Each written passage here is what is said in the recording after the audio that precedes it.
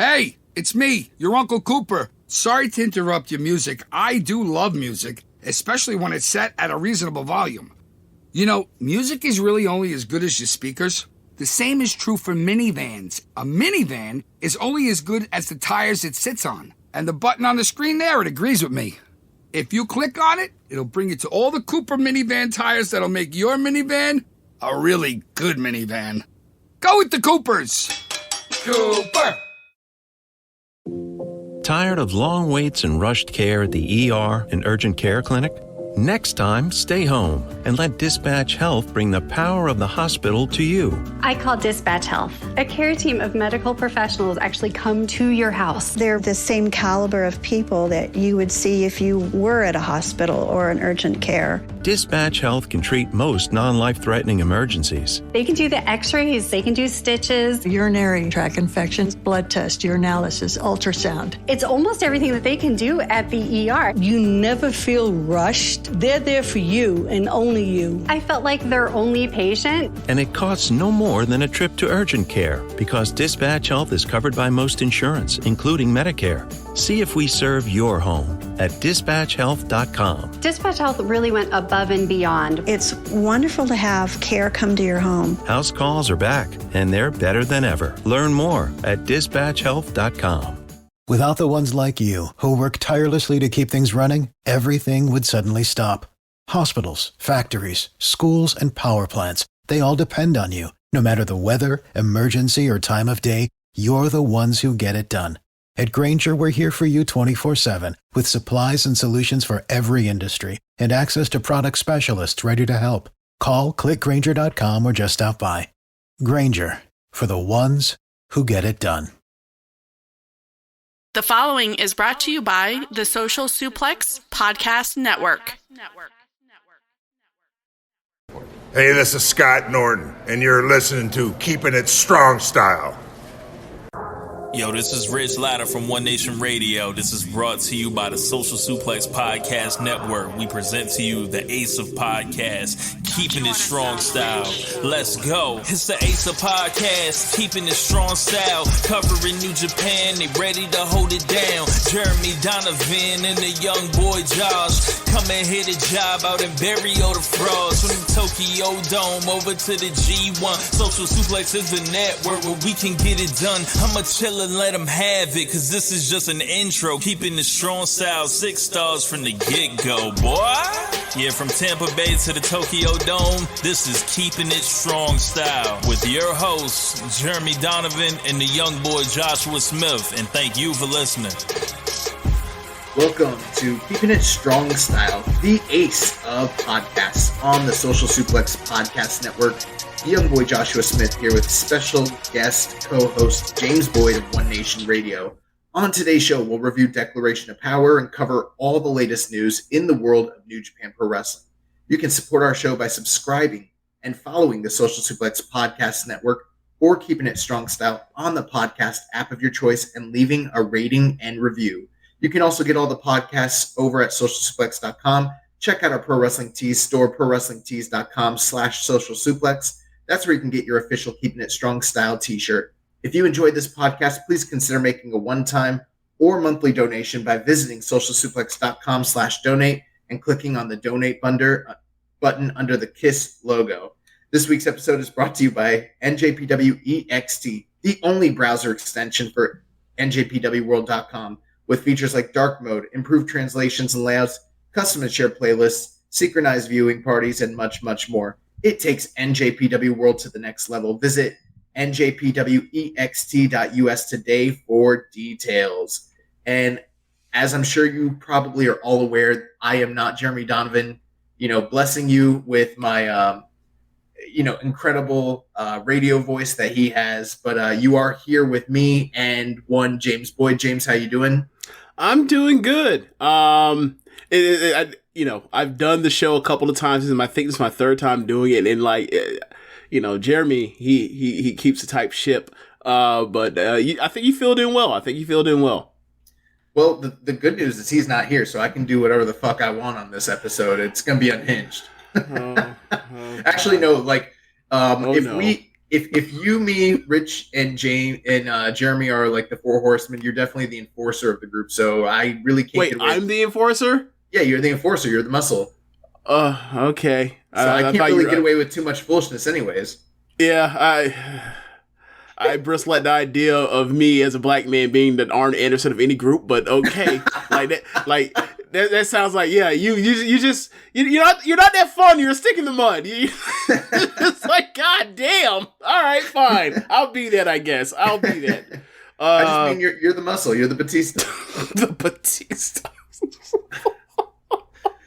This is the first. Me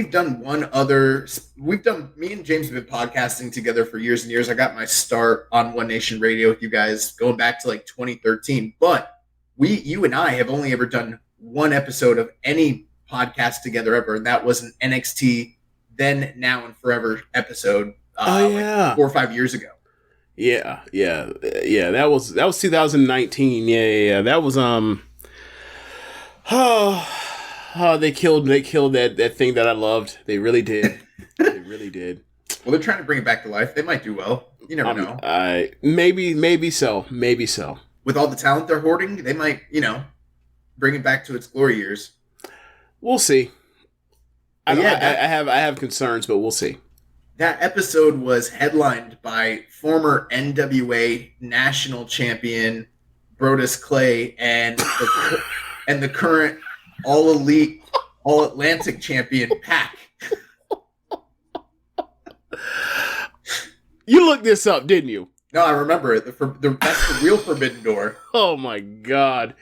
There's no way you just pulled this off the top of your head. Okay, actually, I don't know if he was national. He was some champion, maybe TV champion. No, just the fact that you remember the podcast from 2019. Well, because I haven't watched it many classic episodes of NXT, so Pac versus Brodus Clay sticks out. Gotcha.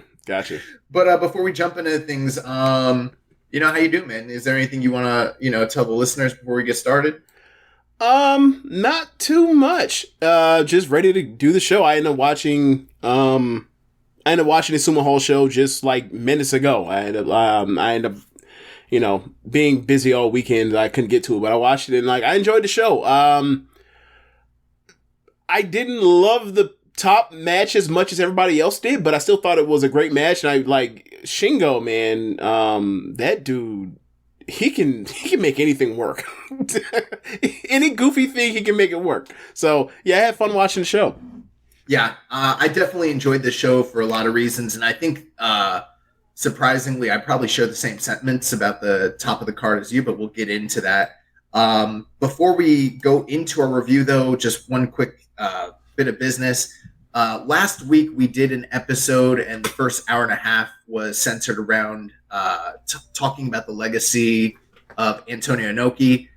We were joined by Justin Nipper as well as Mike Sempervive, and we got just a plethora of shout outs and people reaching out to us, DMs, emails, a lot of people telling us that this was some of the best audio that we've ever done, which we definitely worked hard on it. So I appreciate all the, all the kind words and sentiments you guys sent to us over this past week. That's really awesome. But if you were interested in that episode and you didn't get enough of your Enoki fill, this past week I was invited by the folks over at Wrestlin' to do an episode of Noob Japan with Kieran, their host.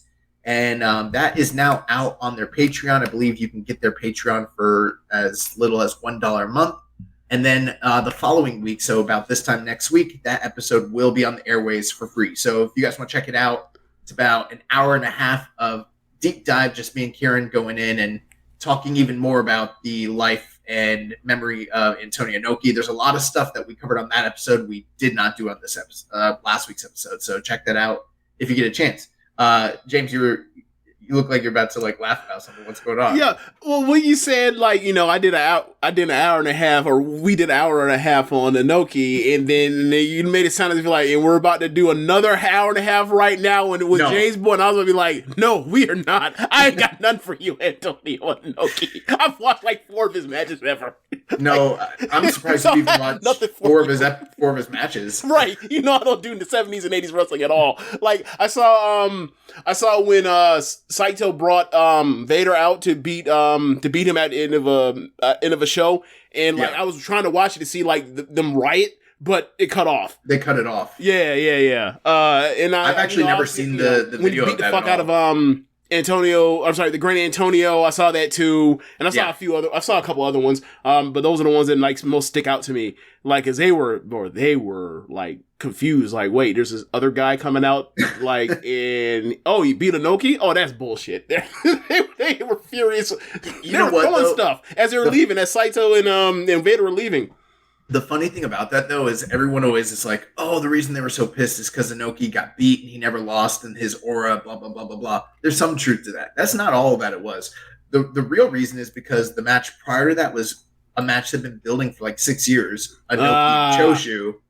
And everyone thought Choshu was going to beat Enoki clean. Wow. Because they love Choshu. And then Choshu got jobbed in like 6 minutes and people were like, what the fuck? And the guy that was like being brought in as like an outside sort of character to like lead Choshu and then also interact and lead Vader was like this I don't know his name, but he's like at the time a very prominent comedic like pop culture person, like a comedy act essentially. Okay. And it was like WWE is, and people were like, I don't want this. I don't want Choshu getting jobbed, and I definitely don't want this dude in a bodysuit that I've never seen jobbing him. And what the fuck is going on? That's why they rioted. It wasn't just about protecting it. They got ripped off, basically. Yeah. Yeah, because they were doing a bunch of bullshit. But let's get into the show. So, Declaration of Power came to us live yesterday morning from Sumo Hall. They had a reported attendance of about 4,059 from Ryogoku Kugegaken. I don't know how to pronounce that. You sound like Mayu Iwatani saying Ryogoku Kugegaken. Kugegaken, yes. You know, normally I do pretty good on the translations, but or the pronunciation, but yeah, I'm feeling the pressure because there's no Jeremy here. Here's a little thing you might not know. Jeremy has like, you know, the inline mixer, and he has an edit button. And also, you know, Jeremy's been, you know, was doing all the radio and hosting stuff. Yeah. Like, you know, in grade school and throughout. Right. So he has like that background. So like, but also he has the power of editing. So don't sweat it. But we had Kevin Kelly, Chris Charlton, and they were teasing a special guest return, which ended up being Rocky Romero on commentary. In my opinion, this is the probably the best trio of commentators that New Japan has, so it's great to hear them all together once again. And before the show started, there was... What do you mean? What do you mean? You think they're better than the Japanese commentary table? No, for the English. Oh, okay. Fair enough. Yeah. Fair enough. Fair enough. Hey, man, but, I ain't no Liger. No, I like Liger. I like, those guys. But... I was trying to think of Milano, but like I couldn't think of his name. So right, Milano Collection AT. Just keep it moving. But yeah, there was an unaired pre-show segment where Yuji Nagata came out and he introduced a new young lion by the name of Oleg Boltin. He's a Kazakhstan freestyle wrestling champion. Highly touted prospect, somebody that I think a lot of the different dojo systems in New Japan have been looking at trying to recruit, and as well as like other, you know, combat sports, but looks like he is being brought in. He's one of the biggest young lions they probably ever had. Did you catch this dude? I did not see him, but English commentary mentioned him in passing between one of the matches and mentioned like he's gigantic, right? Like he's like over 100, I forgot how many kilograms, but like he's a big boy for New Japan. Yeah, he's a big heavyweight. There was one point during the junior match between Ishimori and Wato where he came out through the gate and he was right by them and he had to like crouch down and he was like the same size as them on his knees, basically. That's awesome. But this is highly touted prospect, and Yuji Nagata's been doing quite a bit of prospecting, trying to bring in different individuals. There was recently the other young lion that he was trying to bring in that All Japan ended up picking up, but it looks like they were able to procure the services of Oleg Boltin. So look to see how he progresses as a young lion going forward. We did have a question from Hawaiian Punch BB. He said, after they gave a big announcement with Yuji Nagata, do you think that Oleg Boltin is destined for big things? Do you think they'll fast track him to his excursion and main roster return earlier than most young lions? I mean, that all depends on how well he picks it up, right? Like, he obviously has the background, but, pro wrestling is, different and all that kind of stuff. Even though there's been success with that kind of crossover or that kind of, like, lead-in and background. But, yeah, like, I have to see a picture of what it looks like, but if depending on, obviously say that the size is, he makes him distinct for New Japan to begin with. So that he has a leg up in that particular standpoint. But, depending on how he picks it up, if he can pick it up, They might want to consider trying to fast track him, but like you said, it does depend on his aptitude and his, ability to learn quickly. He is 29 years old, so not super young, but not, he's still got some experience already. And, the only thing we could probably compare this to was Kitamura when he was a young lion. And that was a guy that they were definitely fast tracking if things had worked out differently. So if that's any indication, that might be the case. Does he have that kind of physique, you think? Not quite the same physique, but he's bigger. Oof. Okay. I mean, he's tall. He's a tall guy. And yeah. He's probably a better amateur wrestler than Kitamura was, though. Because he's actually like competed on the world stage. He like placed 5th in the world freestyles. Okay. Yeah, Kitamura, that dude was so wide. Yeah, he's not as wide as him, but he's bigger than him. Okay. But when the show started proper, we got an Enoki tribute ceremony as well as a 10-bell salute, and they made an announcement that Wrestle Kingdom 17 is going to be dedicated to his memory. I thought they did a fantastic job with this segment, just bringing out pretty much everybody from the roster. They had all the Chaos and Hantai guys kind of around stage, and then the members of the factions going down the different aisleways of Sumo Hall. But yeah, I thought that this was really well done, and it's one of the things New Japan does better than probably any other wrestling industry or company when it comes to doing send-offs and that sort of thing. Yeah, don't disagree with you on that. But the Liger thing from a few years ago was awesome. So yeah. Awesome. Well, let's start off the show here. So the first match of the night, we saw David Finlay and Robbie Eagles team up with a returning from excursion Ren Narita to defeat the Suzuki-gun team of Doki, El Desperado, and Yoshinobu Kanemaru in 7 minutes and 28 seconds. James, what were your thoughts on this one? Liked the match. Liked it. Felt like a hot opener, if you will, for New Japan, which they don't, like you watch their bigger shows or, show of the month type of thing. It doesn't sometimes feel like that. Sometimes it feels like they're just throwing anything out there.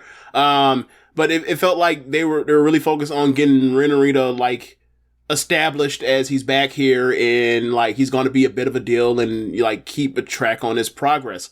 And I really liked what they had, having Eagles and who are they? Who Eagles, Ren Narita, and who else again? I'm blanking right now. Yeah, it was Eagles, Narita, and David Finlay. That's right, Finlay. Then they had Finlay and Eagles just clear out the rest of Suzuki-gun so they can go ahead and just do Doki and Ren Narita like fought, and then eventually, showcase and won. I thought like it was perfect for a guy coming back and reestablish himself, and then they let him, get on the house mic too at the end. I thought it was really nice. Yeah. Yeah. Fun match. I'd probably give it, 3 1/4, something like that. Yeah. That's about where I was with it too. I thought it was a good opener, good showcase match. My only thing with it is oftentimes some of these guys that are gone on excursion, they come back with a gimmick, they come back with a character change or vignettes, that sort of thing. They didn't really give that treatment to Ren Narita, which may kind of tell you where they see him in the pecking order, and it might not, because of the fact that they did give him a new moniker. They're calling him the Son of Strong Style, right. That's tied into the thing that he's so closely aligned by his trainer, Katsuyori Shibata. There was one thing I noticed: his kick pads have the same kind of I don't know what the word is, but the inlays with his name on it, the same way that Shibata's were. Yep, I noticed that too. So so when you say like you don't know about his gimmick, I'm thinking to myself like, well, his gimmick is that he's Shibata's son. Like, right. That's the gimmick, period.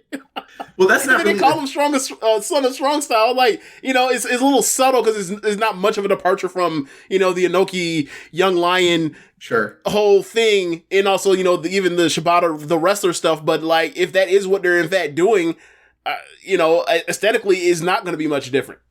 Well, the only thing with it is, like, you could still do that and maybe give him I hate to sound like one of the video package, people, but give him a little video package, Give him a little video package. It might help. For the opening match. Well, he's coming back, our boy. But this kind of tells me that, he might be destined for that hard road that Shibata had to take. I mean, you could be right. You could very well be right because, like, he's not like when you look at Okan, or you look at Suji, or you look at Shota in Rev Pro, right? Like they're totally different from when they were still around. So yeah, right. You're right.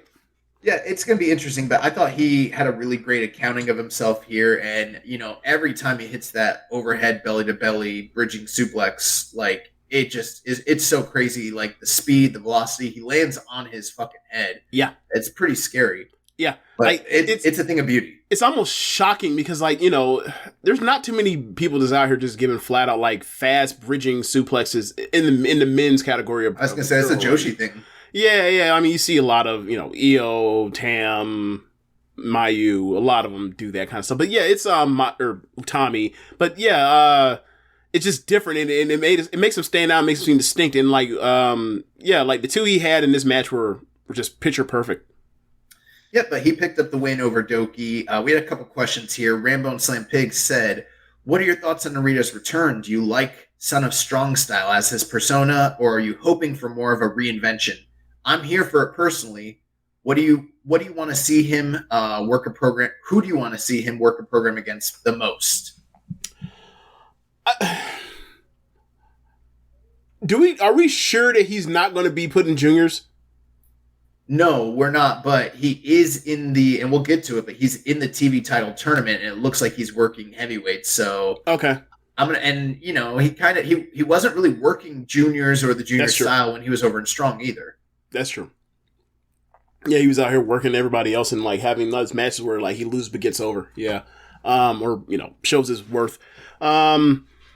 I don't really have a thought. Like, I don't even have a place of, like, is he just going to be like a distinct by himself, loner / factionless, or be just thrown in Hantai or what? Right. Yeah, I haven't really thought about it. What are your thoughts? And maybe you can get me inspired by you. Well, I think that's one of the exciting things that you just brought up is when a guy comes back. If they come back part of a faction day one, and exactly what's going on. A little less guesswork, but when they come in right out the gate and they're unaffiliated, that kind of leaves the door open for a lot of different kinds of interactions and potential team ups. As far as like Son of Strong Style is concerned, I think that's a great moniker, especially like for an early iteration of his character. I'm sure. Well, I mean, I can't say sure, but I would imagine probably 10 years from now they're not going to be calling him Son of Strong Style necessarily, but. It kind of reminds me of like when they used to call like Tanahashi like the high speed star or whatever, and they called Nakamura like the golden rookie and stuff like that. Mm-hmm. Those were kind of like cool, nicknames that started them off in their journey when they came back from excursions. Okay. As far as who I want to see him work, I mean it's Ishii, but that's always the answer. If you ever ask me, you just want him in there. You just basically in there with like, and then recreate like the Shibata stuff from. Yeah, that, but also anytime anyone asks me, who do you want to see this person work in New Japan? It's Ishii. That's the answer, period. It does make sense for them to do that because, like, you know, with Ishii, like, they're, you know, he's very phased down at this point. He wasn't even on this card. I don't even know if he was in America or whatever, or if he was in Royal Quest, or just didn't come back from Royal Quest yet or whatever. But, like, yeah, just, you know, that's a place where they can put him there immediately, but, you know, and then, like, you know, given that they only won one match in the G1, like, it wouldn't be the end of the world if, like, he beat Ishii. He does have a match coming up with him, part of this TV title tournament. We'll get to that, but I think Ishii was in Parts Unknown along with the Royal Quest 2 footage that is never coming. So, Les Commission 7252 asked, with Ren Narita looking like a badass on New Japan Strong last weekend against Juice Robinson and his homecoming performance yesterday, I automatically think Narita will be a huge star in the junior division in a couple of years. What do you guys think? My only thing with that, I don't know he's going to be a junior. I've got the feeling he's going to be a heavyweight. How old is he again? He's in his probably 30s. I don't actually know the answer to that. I could look. Yeah. Just let me know whenever you find it. Yeah, I just think, like, he has it seems like he's 24. He seems like he's a type where, because of his frame and given that he's not necessarily short, that like he could fill out more than where he is, depending on, you know, injuries and all that kind of stuff. So, like, there's room for him to, like, start out as a junior and then eventually just transition over, or, you know, or graduate to, or whatever else, in a way that, like, you know, someone like Hiromu just doesn't seem like it's ever going to be it's not going to be in the cards. They can tease it, but it might just probably never happen. I mean, real answer is he's 6 foot. Which means he's probably going to go. He's going to be a heavyweight. He's going to be a heavyweight either immediately or eventually. But, you know, I think there's still room. Right. Yeah. And if you put him in juniors, like, he's immediately like an impact player there. Same thing happened with Shibata. Shibata started as a junior, and then, you know, a couple years later he was heavyweight. So makes sense.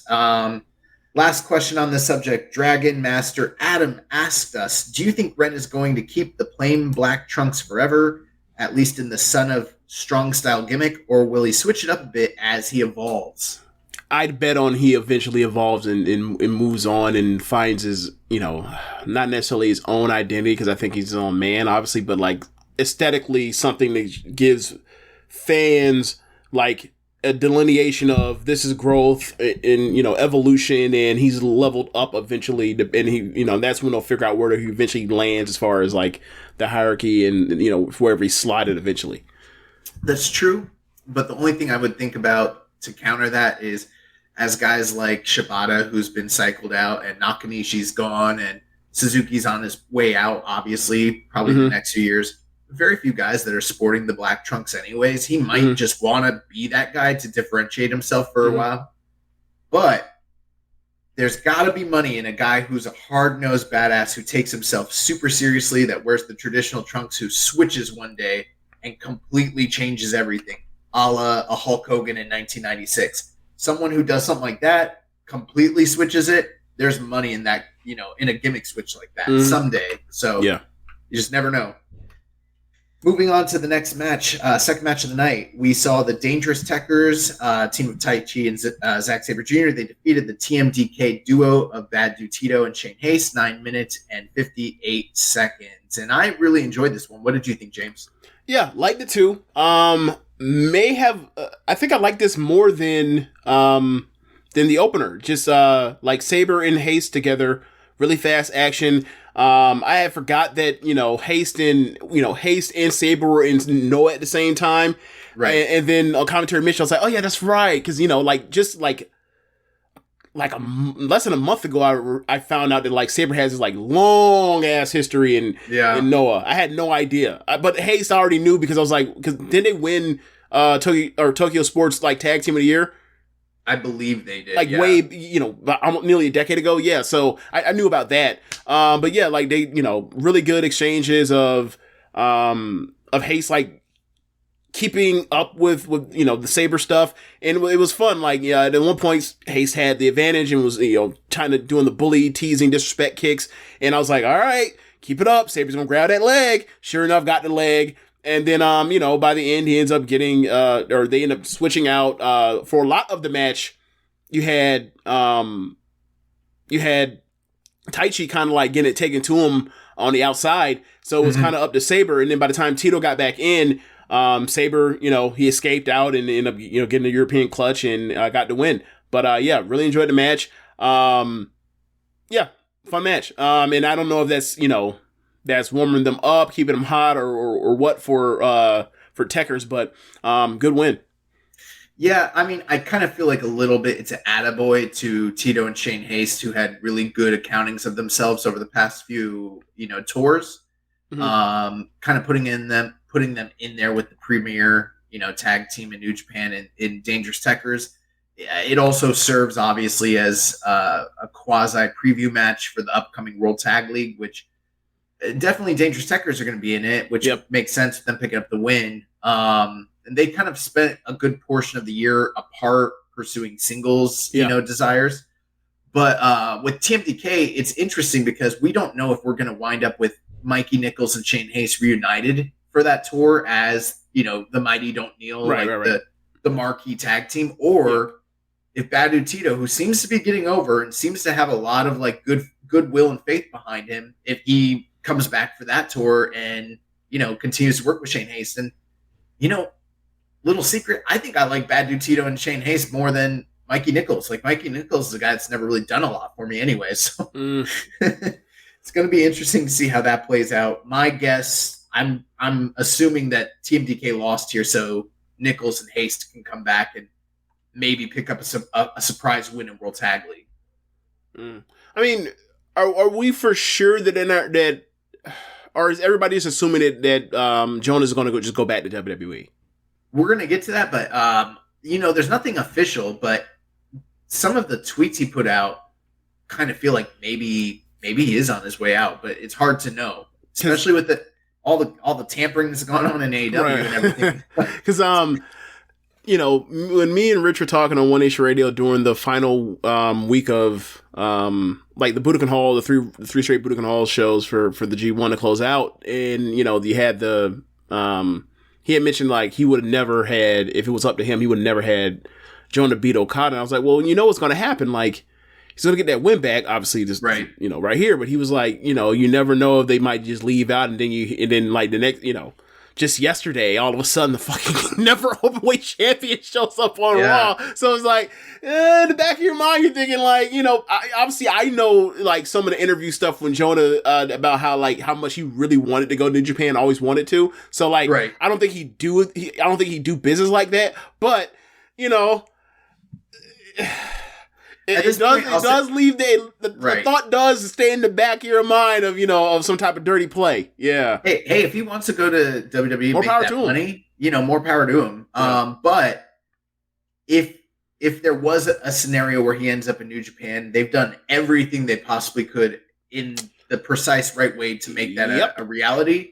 And if it's not enough, then it's they shot their best shot. Yeah.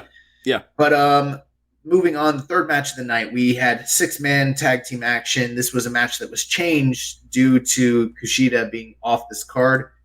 Originally, this was going to be 6 or 9, Hikuleo and Hiroshi Tanahashi teaming against all 4 members of House of Torture. They changed it to 6-man tag, so we got Taguchi, Hikuleo, and Tanahashi teaming up against House of Torture trio of Evil, Sho, and Yujiro Takahashi, the current reigning never openweight 6-man tag team champions.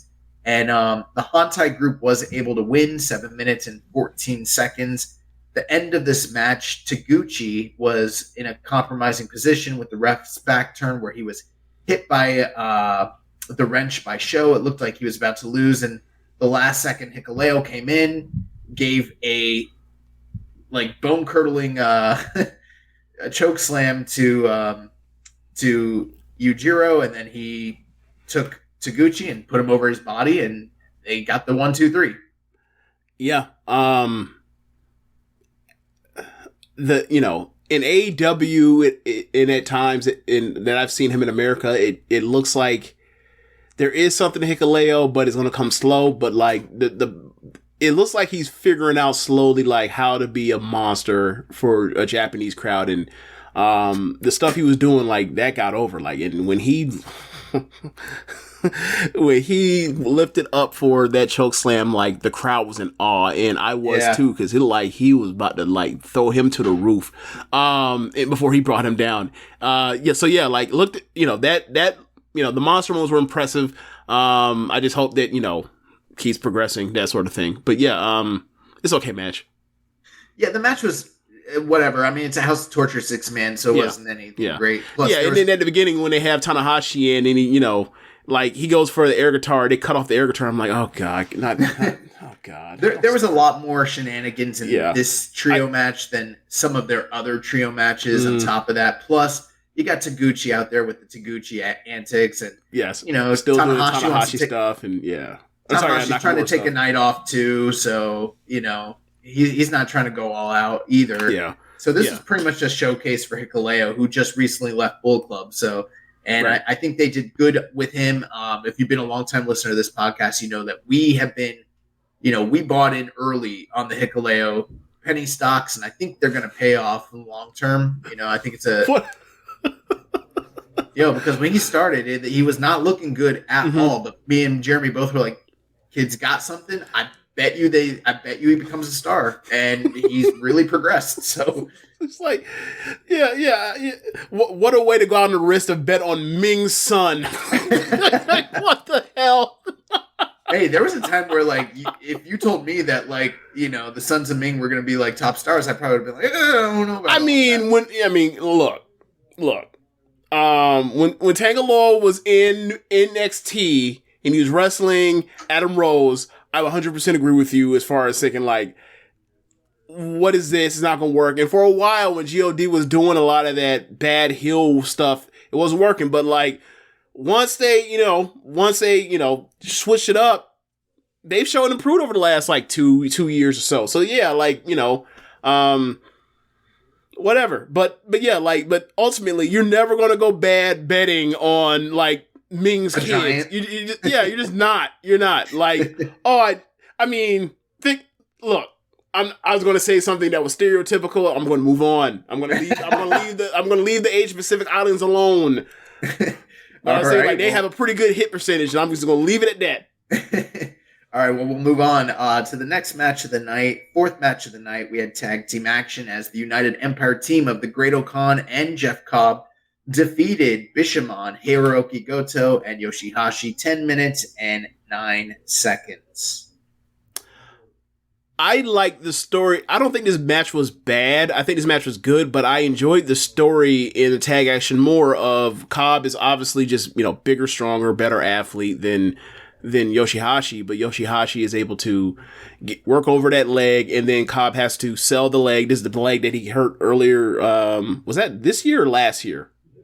Where he hurt his leg at Wrestle Kingdom. I think it was last year. Last year. So he's selling that knee, and he has to struggle at times, and at times Yoshihashi is basically working half of a man, right? As opposed to the whole man because of the whole leg thing. And I thought that it was effective of Yoshihashi can actually stay alive in this for a while. We all knew it was going to happen. We knew he was going to stay alive for a while. And I thought it was entertaining. So enjoyed the match. Yeah, this match is kind of served as a de facto number one contender match. But even prior to that, this United Empire team of Okan and Jeff Cobb, they've sort of been on a tear throughout the division. They defeated this team. They defeated former champions in Bad Luck Fale and Chase Owens. And they defeated Team Filthy and TMDK and Suzuki Goon, a bunch of others. So they're kind of in this spot where the 2 times they've dropped the IWGP titles, it's been in multi-man tag team matches where they didn't suffer the pinfall, and they're trying to get their hands on FTR. And kind of what's going on. Last week on the show I explained it like this: in the mid 2000s, the lineal light heavyweight champion was this guy named Zeralt Erde. And at the same time as he's the lineal, light heavyweight champion over in Denmark or wherever, Roy Jones Jr. has all the belts and is defeating everybody in North America. And it's who's the real champion? The guy that happened to beat someone that's in a lineal line, or the guy that's doing all the business, that's beating all the challengers, and that's active. And that's what we have right now. FTR is not even in the company. They've only had one match that hasn't even made tape, that we've never seen, And it's been months and months and months, and they've been completely inactive. And Rich got to you, didn't he? No, I got to Rich. This agenda here. And then, all at the same time, you got Okan and Cobb, who are just running through challenger after challenger after challenger. They're the real champions. They're the number one guys. And it's just a matter of getting FTR over here so they can drop the belts to them, basically, at this point. I don't necessarily disagree with you. Oh, but one thing before we move on from this match. One thing that needs to be noted. Like, I know that he is a god as far as a pro wrestling meme. But Great Okan he's a freak. But Great Okan was in this match was nasty, just nasty. Like you were saying that. What were you talking about though? Okay, so he comes out like United Empire and Queen's Quest and Stardom. They both have like their flag, right? With the flag and also on the tags of the names of each member on their flag. Made by the same designer, same design except different logos and color schemes, right? So Okan has his in the ring, and then he compares it and basically does like a dick measuring contest with Yoshihashi's bow, right? So the match starts by Okan attacking Yoshihashi and taking the bow. And then in the middle of the match, Okan will do the gimmick where his thing where like he'll put someone in the corner and then basically sit on the back of sit on their neck basically on the top turnbuckle, right? So as he does that, somehow he gets the bow from I don't know who was cornering them, but gets the bow again, and then he grabs the bow and he puts the bow, but from where he was on top of the middle rope and still sitting on Yoshihashi's head, he puts the bow in between Yoshihashi's cheeks and he runs it like a pool cue between. And I was like, oh, this dude's nasty. And then at the end of the match, after Yoshihashi got put away by Cobb with the Tour of the Islands, he's basically hanging over the top of Yoshihashi's carcass, and he had the tongue out, and he's like, and I was like, hey man, this is a nasty individual. He's a freak. This is a big old freak. Yes. I like that he's a freak now and not just like, this like mythic, Genghis Khan. Yes. Genghis Khan, like you. Mongolian zombie that's a hopping vampire from millennia's gone by. Like, it's weird. Do you not know that was his gimmick? That they like in Chinese mythology they have hopping vampires, and that was what his like entrance is supposed to be. Look, I knew the entrance was over. Him basically like just being his own megaphone was over, right? Right. But I did not know that like the gimmick was like vampires. Had no idea this was some. It's a mishmash of a bunch of different things. Yeah, but Yoshihashi eats the Tour of the Islands, which I thought was pretty awesome the way that they set that up. Mm-hmm. But this was not the best match between these two teams, but these are two of the best teams in New Japan. Yeah. So given a place on the card, it wasn't meant for them to go out there and try to kill it. Yeah. Right. And I'm sure during World Tag League we'll see probably something, considerably better between them. I'm sure it'll be a main event one night. And hopefully that's less freaky. Fifth match of the night, we saw the LIJ team of Bushi, Hiromu, Sonata, and Naito. They took on the United Empire team of Aaron Hanare, Francesco Akira, TJP, and Will Ospreay. And the LIJ team did pick up the victory, 8 minutes and 7 seconds, and they got a little bit of help here. We had one of the first big shocking moments of the night. And James, you were shooting messages to the group chat. You're like, "What the fuck is this? We just wiped out all of United Empire. Like, what the fuck is going on?" Yeah. So I just had no idea what was happening, and for me, starting off the match, like watching the Naito and Ospreay at the start, gotta say, seeing Naito in Sumo Hall in the t-shirt, just thank you for letting me know how much you don't care. Well, whatever. But anyway, I thought that like their exchange at the beginning between, Ospreay and Naito was electric, and then they got out, and then later they came back and they were just fantastic again. And like, hey, I gotta say, like, you can say what you want to about Will Ospreay, because there's plenty of things to say, but he's out here restoring the feeling with or he's out here getting Naito to restore the feeling. And I gotta say, I was really down on Naito for a couple years, and when he's in there with Ospreay, that man like just is rejuvenated. So whatever, if you are a Naito fan, I don't want to hear you. I don't want to hear no shit about Ospreay and this, that, and the third. This man is revitalizing this man's like in-ring peak right now. So it feels a lot like 2018 when those two touched. Okay, so I don't want to hear it. I don't want to hear it. 2016 with Naito. This man feels like a player again out of nowhere. Oh my god, yeah, I don't disagree whatsoever. Every single interaction between those two guys, it kind of reminds me of like stuff. Yeah, there are times where like we'd have similar scenarios where there'd be these preview multi-man tags, and anytime like say Hiromu and Ospreay, who were feuding, would go ahead at it, it was electric. Or anytime it was like Dragon Lee and Hiromu, same thing. That's kind of what was going on in this match. Was like it was really awesome. Anytime you got Naito and Ospreay, and I mean we were getting like T-shirt Naito in Sumo Hall. Right. I just mentioned that, like, he started out by trying to pretend like he didn't care, and then he went out there, and that's the best T-shirt Naito I've ever seen. Because Tranquilo is a grift. All right, he cares. He cares a lot. Are you glad that he never showed up to WWE in some type of buyout, and then they were talking about how Tranquilo is a mind state, They would completely change his name. They'd have him coming out to like I don't know, like I don't even know what WWE would be. He'd come out to the stereotypical like Oriental music, like and like he'd have like he'd like carry an umbrella or some shit, or a fan. It'd be messed up. Kairi was actually out there with a umbrella when she was at Kabuki Warriors with Asuka. Yeah, she had the Whose idea do you think that was? That was Vince's idea. No, that was probably Kairi's idea. Like that was probably homage to a former white belt champion in Stardom. To be honest, because like the whole, even like the makeup was like this former Stardomers like whole swag. So I think I can't really just say flat out like this is WWE being racist again. But sure enough, they'll strike again eventually. Yeah, but I always feel confident in saying it because even if I'm wrong, like the track record, Yeah, their track record speaks for itself. Definitely does. Definitely. One of the first ever podcasts I ever did with you guys in 2013 was racism in wrestling. I probably shouldn't even been on that show discussing it with you guys, but you guys invited me on to do it.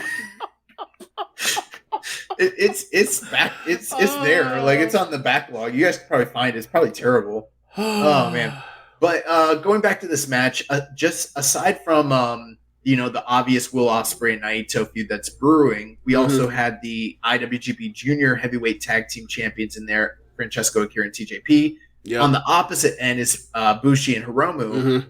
But down the tail end stretch of this match, there was interference and support from a masked man who turned out to be Teton from CMLL, the current reigning world welterweight champion from CMLL. He came in, he cleared house.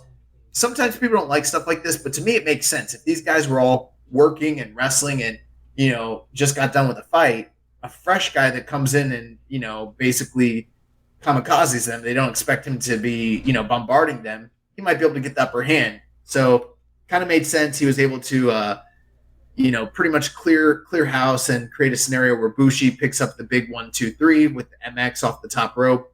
And post-match, he unmasks. Everyone sees it's Teton. And this whole thing was at first really cool, but then when I realized that no one in LIJ had any idea that Teton from CMLL was showing up or helping them, this was not pre-planned. This wasn't an inside job. They didn't bamboozle them. It was just this dude being like, all right, I'm gonna make a power move.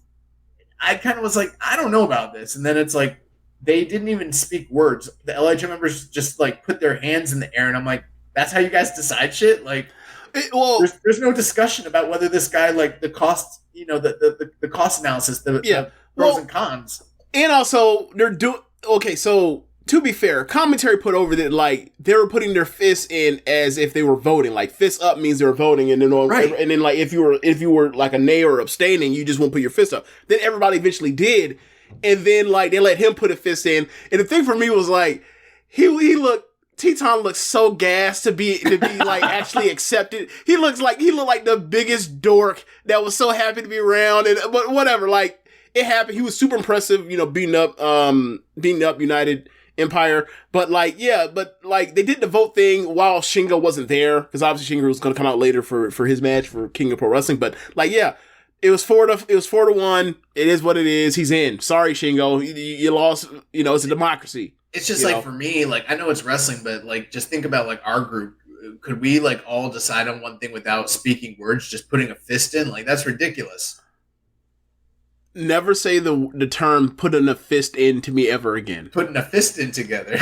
Oh my god.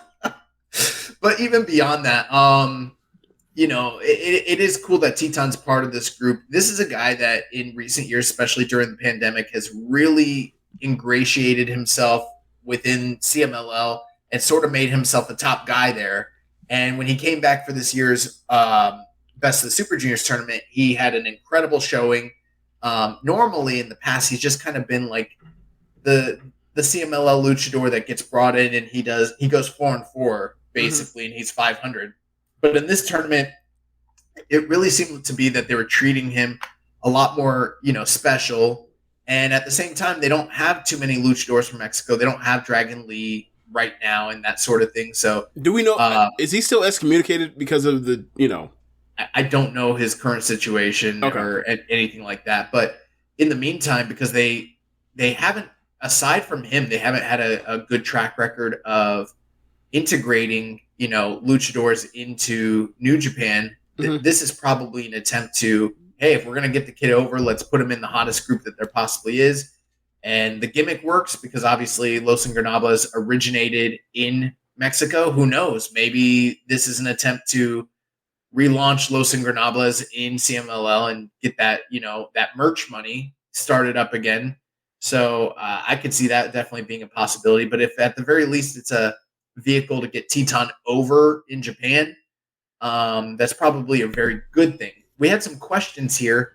ESJ asked, Teton makes an interesting new member to LIJ. Where do you see him placed within the faction? Less Commission 7252 said, I enjoyed and loved how Kevin Kelly and Chris Charlton recapped the importance of LIJ in Ryogoku, the debuts of Evil, Sonata, and Shingo Takagi, only to lead up with the surprise of Teton joining LIJ, with Evil being the previous member before aligning himself with Bullet Club. Do you guys see this as an upgrade? And Rambo and Slam Pig said, what are your thoughts on Teton joining LIJ? Is this a signal that they're leaning more into their Lucha Libre Rudo roots, or just a way to get Hiromu out of having to work Junior Tag League? I mean, I didn't even think about that part about like if you put Bushi and Teton together, then that means like Hiromu's just out of there for the tour. I didn't even think about that. They could do that. Well, a lot of the groups, too, have, like, a junior ace and then have, like, the guys underneath that are the junior tag team. Mm-hmm. And that might be what they're trying to go for here, because currently they just got the two juniors, and adding a third one kind of gives them a tag team. Yeah. Yeah, that could definitely be it. I mean, I like Teton. I've always liked him. And, you talked about obviously the partnership over the years between the two, CMLL and New Japan. The more the better.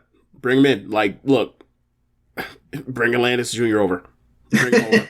Yeah. Do it. Run it. Well, he bring him over. His very first tour when he debuted the gimmick was in New Japan as part of Fantascomania. That was yeah, that's right. I don't watch Fantascomania, so I only hear what you tell me. I forgot about it, that. And we said, we were like, I don't see it. How about now? How about now? We were wrong. Okay, just want to make sure. But I'm excited for this, and I think it's a good step and an exciting step. And that's one of the things people complain about the last couple of years. Not enough fresh, new, and exciting things happening. And we've got, last thing, Gaijins and LIJ. That's a rare occurrence. Finally. Since Jay Lethal was the last one. So, that core of five that they had, like that nucleus, like that had been, ever since Evil left, ever since, so basically since New Japan Cup 2020, it's been the same five. So like, they kind of needed a bit of a, I don't want to say just a little bit of a dynamic change and see, given that like the dude just showed up out of nowhere, like who, allegiance is and who's trusting, who's not, and if this actually holds or if this is like some type of, con job or whatever else. So like, I think it gives them some intrigue, going through, these final tours of the year. Yeah.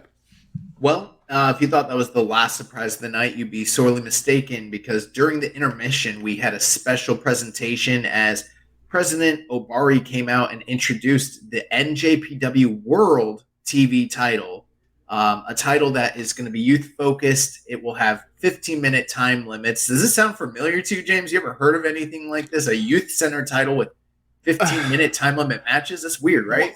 Well, okay, so the Stardom High Speed title is a 30-minute time limit, but nobody said high speed. No one said high speed. But younger wrestlers that are super talented, wrestling a fast pace, and basically not a top of the card, like a mid card belt, and like it's basically almost like a future, like your talented future wrestlers. Yeah. I mean, most of the matches do go like less than 15 minutes. So yeah, I see. Yes, I see the similarities. Now, I know that, like, at this stage of the game, the high-speed title, that, by the way, Asuka from WWE designed herself. Cool. Yeah. Because, like, Stardom bought that belt from a defunct Joshi promotion called NEO. But, anyway. I know it's beat up and all that kind of stuff, and it kind of has its charm for being so beat up because it's over a decade old. I still like the high-speed belt design more than this belt. Okay, yeah, that's a big talking point. So this belt, they unveiled it, and it's, if you go online, you can look at the photos. If you're listening to this, you've probably already seen them, but a lot of people are probably going to want to know what we think about this belt design. So it's like kind of like rectangular. It looks like the Burger King logo. Yeah, it kind of looks like the old Burger King logo a little bit. The straps are brown. That's why I think of the Burger King logo. I had a lot of people kind of reach out and be, some people said we would like this because of, my interest in like old school wrestling. Then we had other people be like, back to some Texarkana belt you liked from 73. I've never seen any belt that ever looked like this. They look like a dinner tray. Wrestling. Yes, people call it a dinner tray. The closest thing I ever saw was like the custom belt that God, what's his name? Brian Alvarez, his backyard. I saw that today. He pulled it up on audio. Or no, it's on audio. You can't pull up on audio, but pulled it up on video and like tweeted it out. No, Semper Vivi tweeted it out. Like them doing Observer Live after they did the announcement, like hours after, like 12 hours after the show, and like. Bro, the laugh I let out, because, I saw stills of it, and it was like, bro, this man's trolling me. Like, this belt that he made back in 93, like, why does it look like an Employee of the Month, like, plaque? Like, that's just... but yeah, like, all jokes aside, I don't hate the belt. I just think it looks gimmicky and looks kind of dated, right? Like, but I don't hate it necessarily. People were saying it's supposed to be a throwback. I'm like, to what? There's never been anything like this that ever existed. Yeah, and then when you think of like the IWGP Women's Belt that they are about to eventually show us or whatever else. Like we already seen like the belt plates or whatever else. It looks like the Shinya belt, the Shinya Hashimoto belt. Yeah. So yeah. Well, even beyond that, this is something I haven't heard anybody else say, but I think it needs to be addressed. Thank God that next title that's coming out is an IWGP title, because guess what? The last three belts that this company has introduced, New Japan, and New Japan. How the fuck is New Japan sanctioning any titles on their own at all? Don't do this. Where is the IWGP committee in all this? Do they know that they're being circumnavigated to have just... I'm gonna call it what they are: outlaw belts. What? Get the hell out of here! outlaw belts being instituted in the company that they sanction. Josh, you a boxing fan, ain't you? Yeah. Is this not the world? Isn't this the king of sports? It is. In sports, you have different commissions sanction different belts. Am I right on this? Well, I don't like New Japan sanctioning their own shit. It just opens up too much, it's just too much. It's not right. Okay. All right. I see you. Conflict of interest. I see it. You're resistant to change. Okay. No, Fair but enough.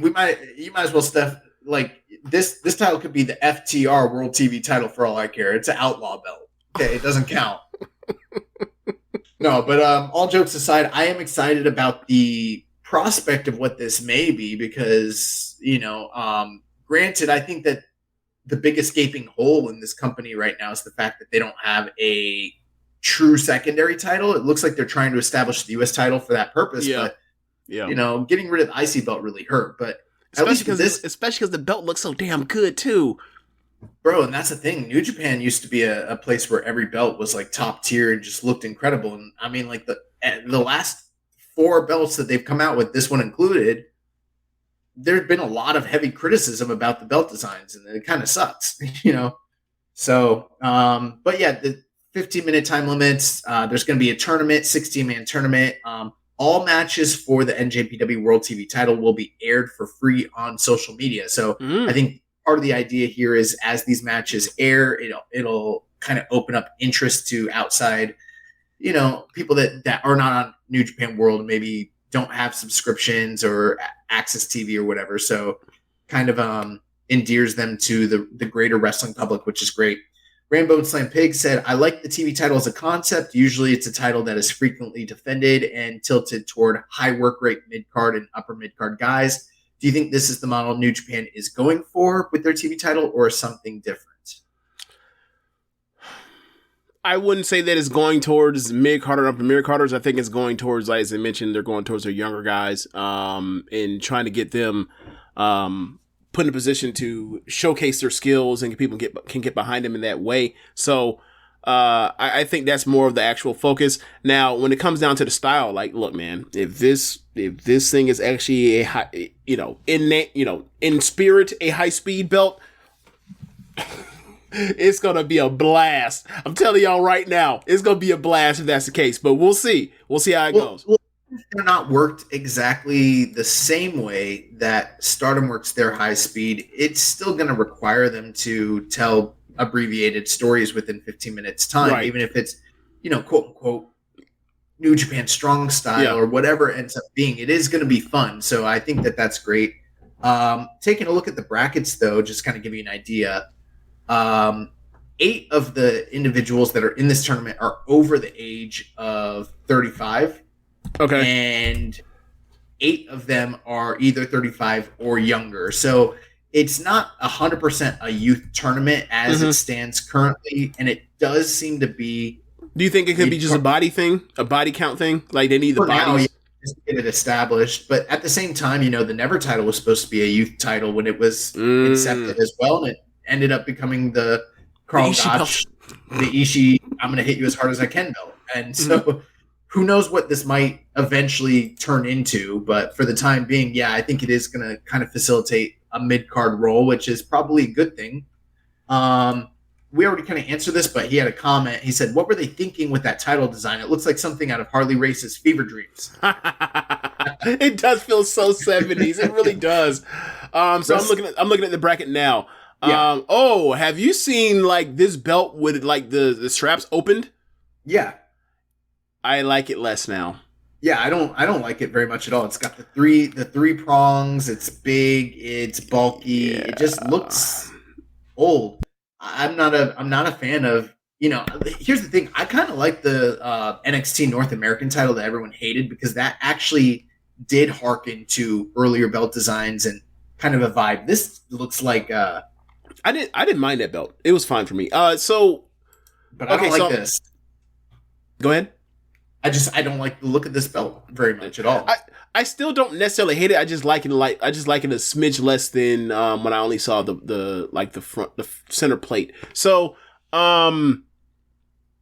I'm looking at this. I'm looking at the field, and yeah, like seeing Saber there, seeing Yoshihashi there, Evil. Yeah, like Evil should always be in this TV title thing. Like the shorter his matches, the better. So, God bless him. But there's exciting names like Alex Zane is in there. They got David Finlay who's coming off of a career high match. Jeff Cobb, obviously. It's gonna be fun. And then and Red Narita, who I think a lot of people are already pegging to, go to the finals. Yeah. Look, Ishii being in this is just a great idea. Right. Like, that's what he's been great at for, the last, most of the last decade. But he's going against Ren opener, so one of those two guys is getting eliminated. Well, right. I didn't mean it as as far as him winning. I just meant as far as him being in this, just is perfect. But there's also guys that have never really held singles gold who this might create an opportunity for, like Zack Sabre Jr., Great-O-Khan, Yoshihashi, Jeff Cobb. So there's quite a few individuals who, or even. Yeah, I mean, there's just a lot of people that could really benefit from being the first champion and kind of holding the title there. So Wrestling Dad 101 said, in regards to the TV title, what's the format to crown the first ever champion and who's in it? What are some wrestlers that you both would like to see in it? And the good news, we don't have to wonder because they've already announced it. So it is going to be a tournament. We've got Okan, Yano, Ishii, Narita, Kenta, Goto, Taichi, Sonata, Evil, Aaron Hanare, Jeff Cobb, Yoshihashi, ZSJ, Alex Zane, Kanemaru, and David Finlay. And this is actually starting this week. It's going to run all the way through to the Osaka shows for the Autumn Battle Tour, ending on the big show on November 5th for the semifinals. And then the finals of the tournament will be taking place January 4th at the Tokyo Dome. So we will crown our first ever NJPW World TV Champion at Wrestle Kingdom 17.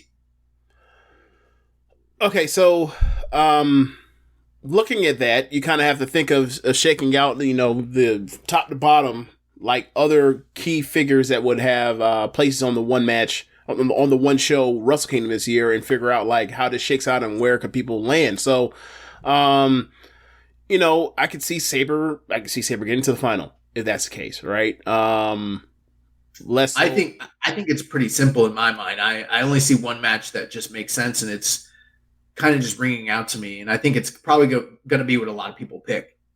I think we're going to end up with Zack Sabre Jr. versus Ren Narita. Yeah, I was thinking that too.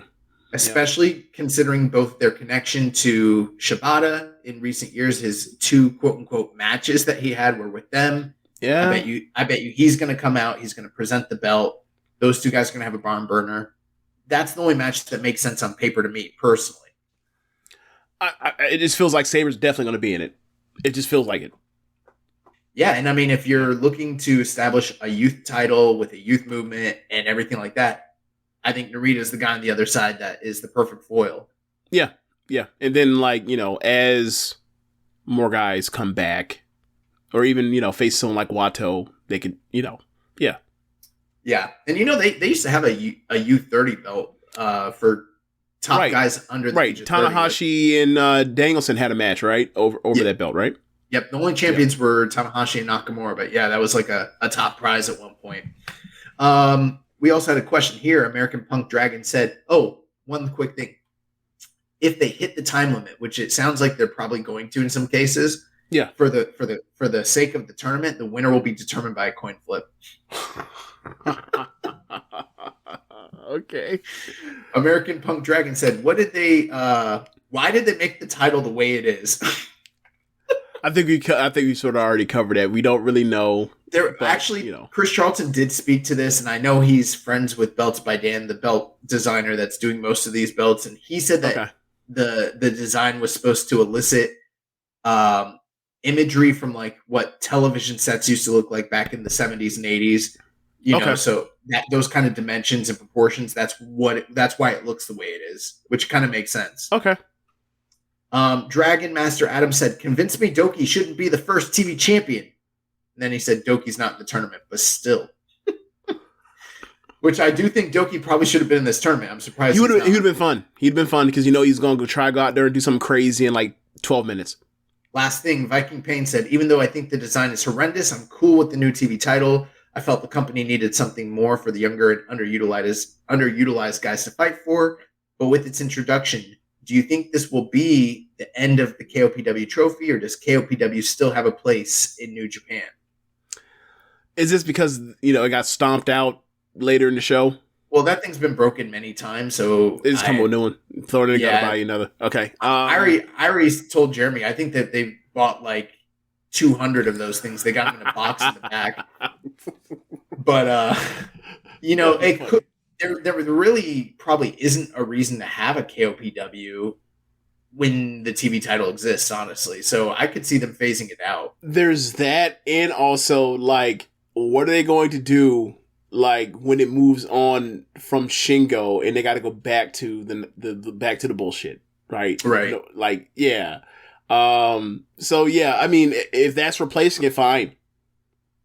Yeah, I'm fine with it too, and I've never been a big fan of the KOPW trophy for many reasons. Anyway, so the first year for it. Oh my god, it was horrible. Bad. So bad. It's been mostly horrible. So bad.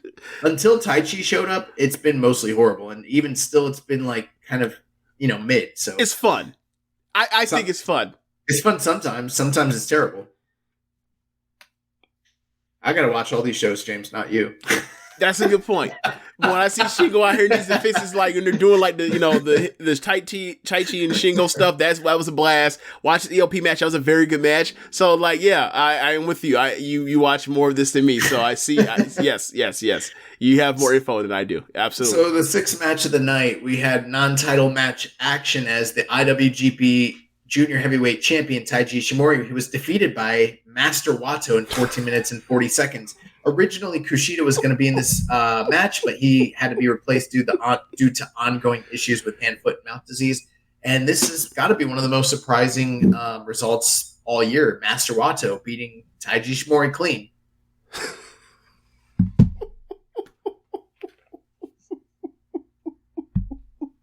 Why are you laughing? Ishimori beat his ass, and then at the end, he just let him win. That's his whole entire. That is what it was. In fact, I can't remember a time where someone got a big win and got hoed so bad all at the same time. The dude got very little offense. He won by kind of like a fluke at the end, and he caught him with was not necessarily a well, not a, it wasn't a flat. It was crucifix. It was like a crucifix drop. It's a crucifix bomb. Yeah. Fair enough. Yeah. And then after he got the big win, instead of letting him have his just moment to shine, it didn't even have to be a long one. It could have just been a moment to shine. Right.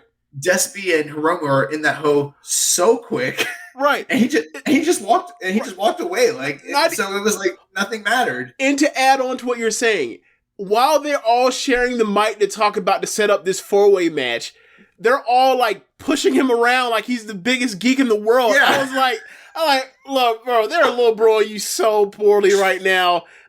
Obviously, here in America, we have a recent example of big bro coming out here and bullying or overstepping his boundary with a younger dude that's in his realm or whatever else. And it got real nasty it went real bad between Jordan Poole and Draymond Green when Draymond drops him with a punch. But Wato should have shoved all three of them and ran out the ring or something. They gave he won the match and ultimately felt oh, he's gonna get pinned come dome time anyway. Who gives a shit? That's what it felt like. This was Hoganism. This was a guy, not getting his just due at the end of a match and other guys taking the shine away effectively. This was, top of the line politicking is what this was. These guys came out, they knew what the agenda was. They came out here and they're like, oh, Wato won? It's free open season. Anybody can get a title match. Yeah. And during the match, the English commentary team of Charlton and Kelly and Romero were talking about how, there's gaps in Wato's game. It's inexperience is the reason why he's losing. He just got a submission. If he had worked over that body part earlier in the match, it would have been more effective. But Ishimori was able to get out, and I was like, and then he just won, and I was like, well, then what the fuck? But you know what? It was like, and that might sound like, oh, they were burying him, but everything they said was true out on the screen in front of our eyes. I know. He does have holes in his game. But the point is, you're not supposed to expose them to the fans, even if like, you know, it's being displayed. No, I think the idea was Jerichoism is like they set him up as the ultimate underdog because they probably knew he was going to win, and so when he did win, make it more impactful. The only problem is no one believed it. Like, even though he did win, it's like, kind of let him. There's something to that, because at the end, like, he got momentum going towards the end before Ishimura seemed like he had was about to stuff him out, and then ultimately he hit him with that crucifix pin, or crucifix bomb. But it seemed like, oh, you know, he's on a roll now, and then they actually turned around on the commentary. So right. That is something to that. But so much of the match was Ishimori handing him outclassing him that it was like, oh, this ain't doing him no favors, except for like the last 2 minutes of the match. Yeah, the match was fine. I wasn't blown away by it. Same. I wasn't surprised by the finish either, just because, you know, once there wasn't any, you know, Kushida in there, it's like, well, they kind of need an audible. They need to do something here.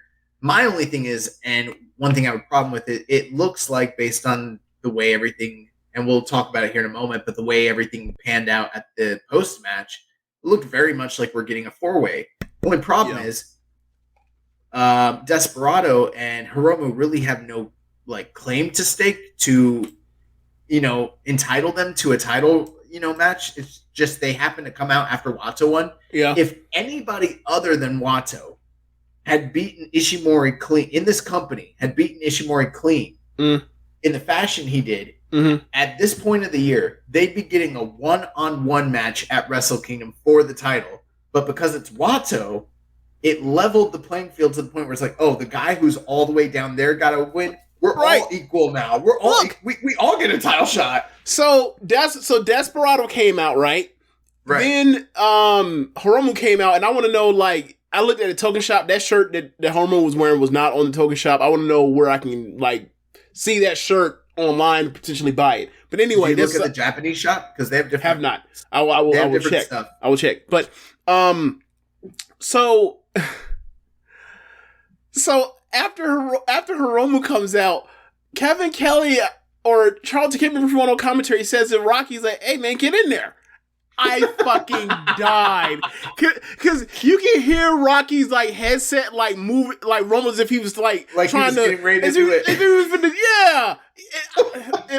It popped me. That was great. Yeah, that's funny.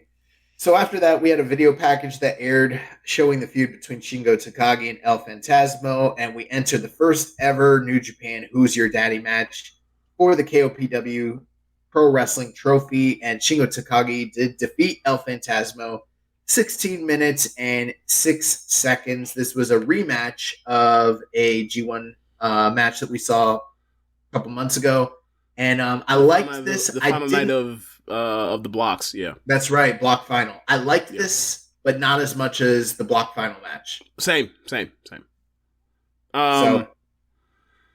Very good match. I'd probably give it like 3.5 to 3 3/4. Same range. Him and Shingo they're really good together. And like it felt like this is going to continue. Obviously, they did the shirts. ELP, like he put the binky in his mouth. He put the shirt on. He took the picture.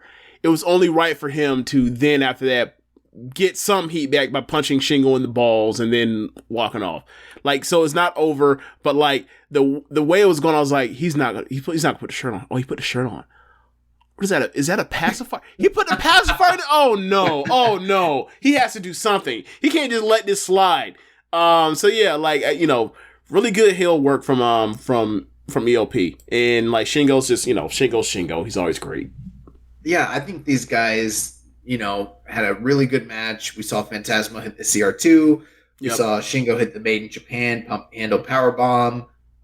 You know, they I forgot. Shingo answered later on, like the CR2 with like his own version of the CR3, but it was a tombstone and it was awesome. It was a Gonzo bomb is what it was. You're right. Yeah, which I don't know if that's what he was intending to do. That's what he did. It was awesome. It was scary, but it was awesome. Yeah, that was probably one of the biggest spots of the night. Yeah. But these guys went out there. They had a really great abbreviated match. Give them a little bit more time and a bigger stage. I'm sure they could do better. But yeah, it looked like Shingo was he hit that super kick and it looked like he was going to go for a Styles Clash or a CR2 and then hit the Gonzo. It was really crazy. But ultimately, Shingo ended up putting him in the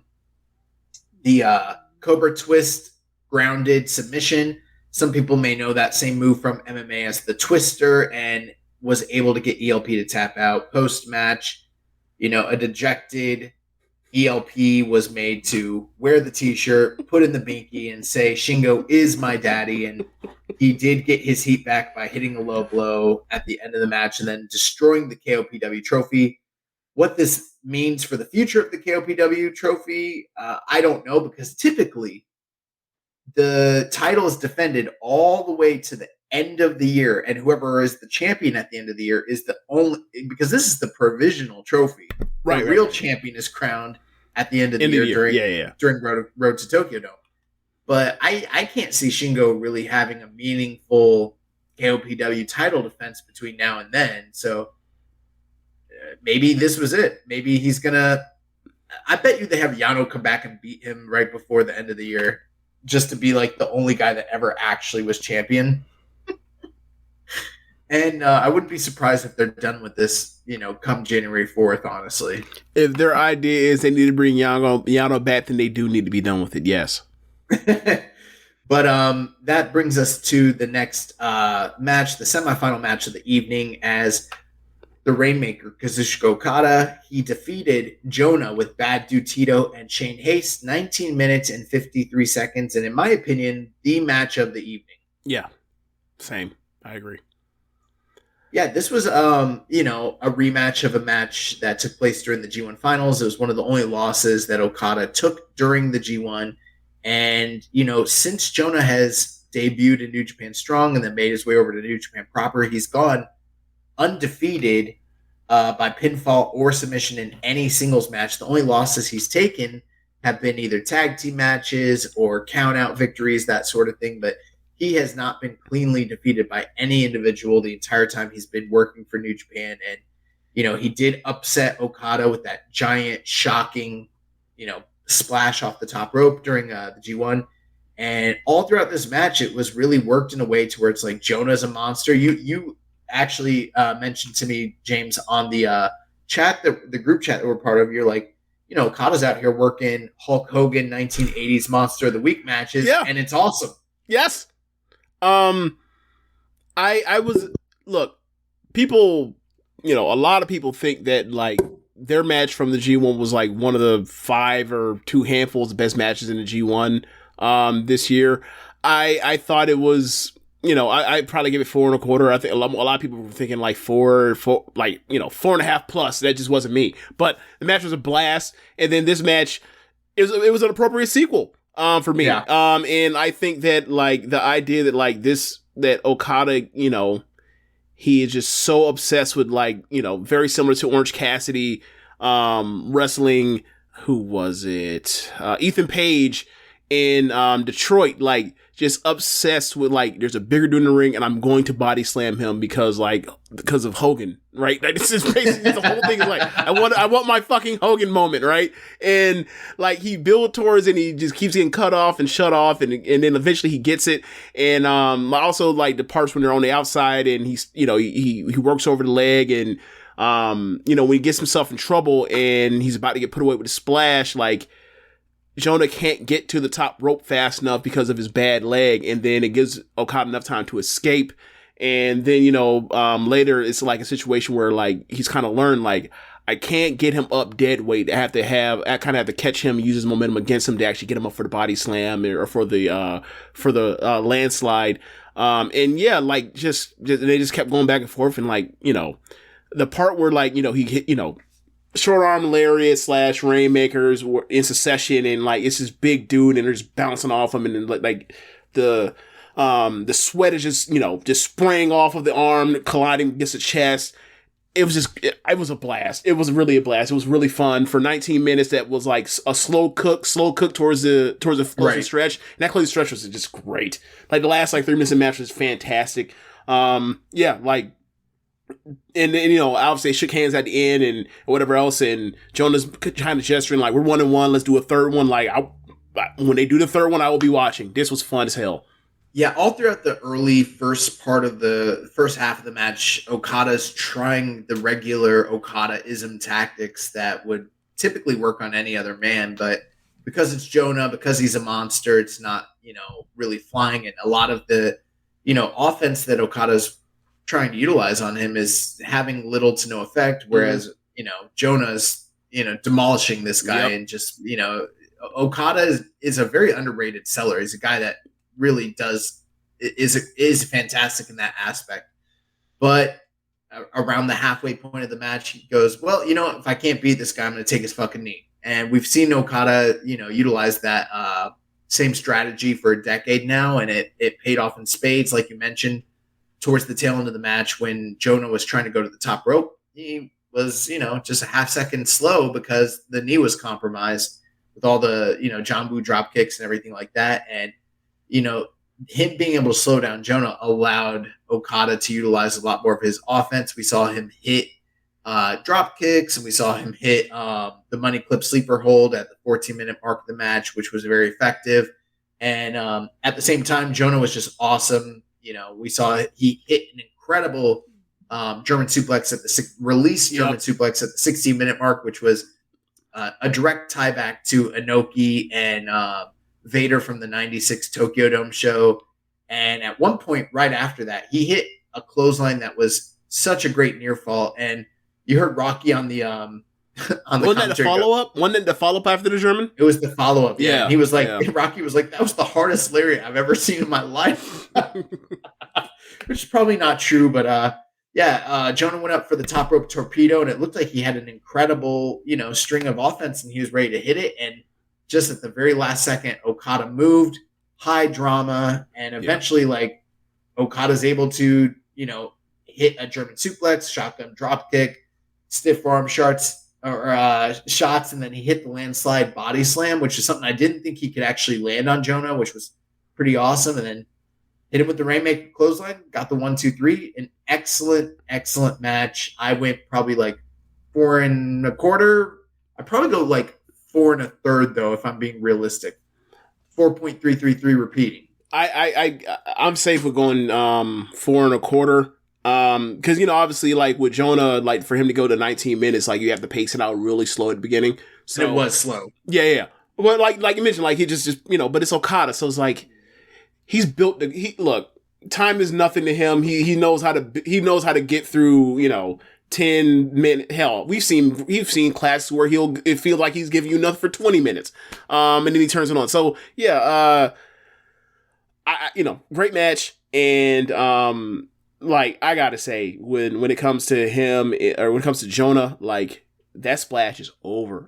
The building changes. It's awesome. The sound in the building just changes, and there's legally not allowed to make noise still, right? But just the awe and the ooh of, oh my god, this dude's about to hit this top row splash. Once he gets himself out to the apron, it's already happening. Yeah, man, that thing is over. That thing is over. When you think about big men coming off the top rope, you got the Vader salt, and then you got Bam Bam Bigelow hitting, he hit a moonsault, he hit a, top rope headbutt, but I can't really think of too many big guys in that, size bracket that do stuff off the top rope, really. So, I mean, there's Brock Lesnar hitting, shooting star presses, but a lot of that was, prior to WrestleMania 19 was, dark matches, and, there's the fabled, Big Show coming off the top rope hitting drop kicks and shit, but we never seen it. Mm-hmm. So yeah, I can see why it's over. But the main event of the evening, the IWGP World Heavyweight title, was on the line as Jay White with Gato defeated Tama Tonga with Jado, 31 minutes and 7 seconds. And this was also, again, a rematch of the G1 B Block finals. And on that evening, Tama Tonga had defeated Jay White. Jay White got his revenge here. I do feel like, as good as this match was, and I thought it was pretty good, 31 minutes and 7 seconds was a little bit too long for my taste for this particular show and this particular matchup. Still thought the match was really great, but with you know, and this is kind of what it always is when it comes to the Sumo Hall October show. You always pretty much assume that the champion is locked in for Wrestle Kingdom. There just wasn't enough drama for me to ever believe Tama Tonga was actually beating Jay White, and for that reason, brought the match down just a tad bit. Plus the style, the pace that the matches worked. It wasn't. I'm probably like 3 3/4 on this. I thought it was still a very good match, but not the best world title match I've seen this year. Yeah, I had the same rating. Lots of very good stuff, at times even great, but just the time, the run time was just way too much. And you know, like Jay in the main event, like he'll overindulge and go longer than he should. It's just been a thing. Like, that dude is meant to be in WWE, and with Triple H booking him, it's just meant to happen. Like, I'm sorry. He's meant to be going over there going too long. And like, you know, he wrestles that Americanized style, and obviously, you know, he's in there with Tama, and Tama as a babyface works a very, you know, traditional white meat babyface style, like fiery guy, you know, builds towards nice comebacks and all that kind of stuff in the traditional sense, gets the crowd into it with the claps and all that stuff to set up his finisher, all that, like, you know. But anyway, yeah, good callbacks to their match. The thing for me was, when they got to the end, and I believe it was the sleeper German, the snap sleeper German that that Jay White does, or I think it was that put him down. It was like, okay, this is time to set up and end it. And then he goes and does the, you know, the mocking Tama with the slow clap thing that him and Jado do, except he did it with Gato. And I was like, oh, I know what's going to happen. He's going to go for it. He's going to go for it. And this is when he finally catches the gun stun. And sure enough, just like clockwork, gun stun, kicks out at 3, and then he just proceeds to finish him off from there. Or not finish him off, but like has the clear advantage, and then waits for, you know, in Jay White fashion, waits for the dude to make a mistake, and then goes into a counter into the switchblade. And I was like, all right, man, like this match should have wrapped up by now.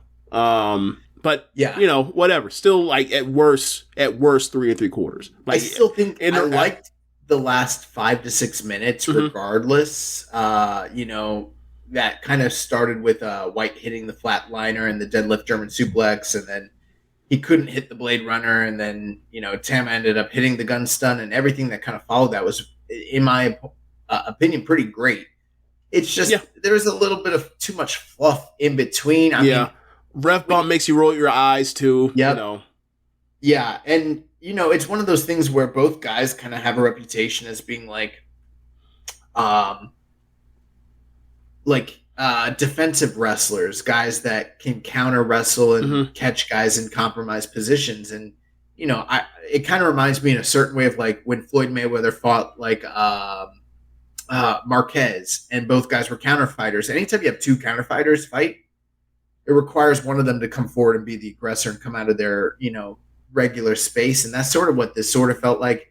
They didn't feel like the most comfortable. And truth be told, as good as the first match was, I didn't think it was blow away either. So I'm not necessarily the biggest fan of this pairing anyways, but at least in the first match, there was the whole build and the drama of the Bullet Club implosion and their betrayal and everything like that. Yeah. This one kind of felt like it was just a little bit more tacked on. We already got the payoff, and we knew that we knew the result before the bell even rang. Right. And Tama, and then again, like you mentioned, I think they just went kind of past the peak. I think they worked the finish great, but by the time it was over, it was like, you know, Tama Tonga wasn't going to win. Even when he hit the gun stun, that should have been like a really believable finish because he beats everybody with that. And I knew Jay White was kicking out. Right. I mean, look, to be fair, that's us being super wrestler nerd because the crowd absolutely bought it. And, you know, to be fair, to give it credit, like it worked for the majority of people that was in the building watching it. So, for me, I just knew, I already knew what it was. And you same for you. Right. So, but ultimately, Jay White picks up the win here. You know, a dejected Tama Tonga goes to the back, and then as Jay White is cutting a promo, we get Kazuchika Okada into the ring. These 2 guys go face-to-face. Chris Charlton did a great job with the translation for Okada, and it becomes very clear that come January 4th, we are getting IWGP World Champion Jay White versus the G1 tournament winner, Kazuchika Okada. I'm sorry. Do you see that match graphic? It is the G1 Climax 32 winner Kazuchika Okada versus the IWGP champion Jay White. Like they did the full on like John Cena challenging for a title thing from like a decade ago, like match graphic. Like it was funny. Like it was. Do like, they have them positioned wrong or something? I've never. Okay, so generally speaking, when you see title matches like Right. announced or on match graphics, you have champion and then challenger. And then challenger. Okay. And this one, it was challenger and then champion. And the only time you really ever see that is in like the challenger who's like is the ace or something like that. That's normally the only time you see those exceptions. I don't think I can't recall ever seeing that for a New Japan match graphic. But like that was kind of stuff you see happening with like the presentation of John Cena. And it'd be like, okay, we get it, man. Well, at least it's not as bad as like remember when freaking Big E was the WWE champion, and then the match graphic for that 5-way was like him and all the other goons in the back, and then in the middle, superimposed is just Brock Lesnar. Yeah, that was bad. That was bad. Yeah. But that's gonna wrap it up for the show. My only final parting thoughts are: I thought the show was great, top to bottom. I didn't think that there was any true blowaway, match of the year contenders, even though there were definitely those online who were trying to imply that the top 2 or 3 matches were in that range. I didn't see it that way. Same. But it was a super quality show, and because of not just the fact that we had good wrestling at the top, but also all the surprises, and there's a lot of story elements. Yeah. It felt like a very worthwhile Sumo Hall show for me. Yeah, and as you mentioned, like this is clearly like they're clearly now on the road towards the dome. So yeah, that was fun. Nice. The next morning, we had the Wrestle Kingdom 17 press conference. The short bullet points basically are that they've announced 3 matches official for that show. So we will be getting the NJPW World Television Title Tournament Final at Wrestle Kingdom 17 on January 4th. As well, there's going to be a 4-way match for the junior title between Ishimori, Master Wato, Hiromu Takahashi, and Desperado. And then finally, the world title match is set between Jay White and Okada. So coming up this week, we have 3 nights of Autumn Battle Tour shows on Friday, October 14th, Saturday, October 15th. Both of those shows will be emanating from Korakuen Hall in Tokyo. And then night 3, which is a cheering show, that's Sunday, October 16th, will be taking place from Aori Nagaoka from Nagita. Nagaoka. See, James is like watching more Joshi than me, so like he knows all these like town hall, like all these names. There was a Stardom like C level pay-per-view there like in February, I believe. I'm not going to go through all of the cards just to kind of save some time, but the main point is the World Television Title Tournament is going to be taking place during these shows. So on Friday, at the top of the card, we got Kanemaru versus David Finlay and Zack Sabre Jr. versus Alex Zane, which that ZSJ versus Zane match should be awesome. Night 2 on October 15th, Evil versus Aaron Hanare. That's a rematch from the G1 this past year. Yep. And then Yoshihashi versus Jeff Cobb. And I'm hoping Aaron Hanare picks up the win there, actually. Well, I mean, yeah. Well, not just because it's Evil, but also because, Hanare's never really, like, progressed in a tournament like that, so. That's true. And then night 3, which will be the cheering crowd, which I'm assuming is going to be a little bit of a bigger show. Kenta versus Goto, which those matches are always hard-hitting and awesome. Yeah. And then Taichi and Sonata, which, all the history of those 2 guys, that's going to be very, very fun. That's the main event. So we have that to look forward to this coming week. Let's jump into NJPW Strong now. James, I know you didn't watch this week's show, but I got to tell you, it was one of the better Strongs that we've had in a while. They kind of went through a lull through the last couple tours, but they were coming from Las Vegas in Sam's Town, and this was Autumn Action, night 1. We had Shota Umino as he pinned QT Marshall, 10 minutes and 12 seconds. This is kind of the blow off to the Shota Umino versus factory feud that's sort of been brewing over the past couple weeks and months. Nothing really great there, but Shota Umino, he definitely looks like future ace potential, sort of thing. So good match. Good to hear. After that, we had Team Filthy come out. That was the Danny Limelight as well as Jared Kratos, and they complained that they were not included in the strong openweight tag team tournament, and they want their opportunity against the champions, Aussie Open. Aussie Open came out, held up the belt, so it looks like we will be getting a match between those two teams in the near future. Second match of the night, Ren Narita had called out Juice Robinson on social media because he felt betrayed by Juice, who was a leader of Hantai, and turned his back to go the evil way with Bullet Club. And so they set this match, and Ren Narita, this is going to essentially be the send-off match for him to return to New Japan proper. Mm-hmm. And as he was making his entrance, Juice comes out, blasts this dude, beats his ass, drags him all around ringside, hits him into the post, hits him with the ring bell, shoves the referee, shoves all the officials. Juice showed so much fire in this. This is the Juice that should have showed up at AEW a few weeks ago. This guy was awesome. And Ren Narita won this year. So much better than almost anything he did in the G1, honestly. And Ren Narita, better than the Finlay match? Not better than the Finlay match, but as far as his individual performance gotcha. as looking like a guy, yes. Okay. And Ren Narita does a gnarly blade job and is just gushing everywhere. And they got all the goons from the back, trying to help Ren Narita. There's literally girls in the audience who are you can see them holding themselves and just crying. They're so concerned for little Ren Narita. Worked. Yeah. And then Juice gets on the mic and he's like, I can see this going one of two ways. You could either walk to the back right now because they threw the match out. And he's like, you could walk to the back right now, tell your daddy Shibata in the dojo while you're washing his balls how bad Juice Robinson beat your ass and how you should have never called out Juice Robinson.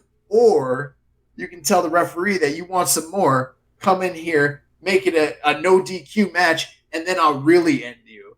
And so that just fired up Ren Narita. He says he wants to continue. The referee starts the match, and Ren Narita takes the beating of a lifetime.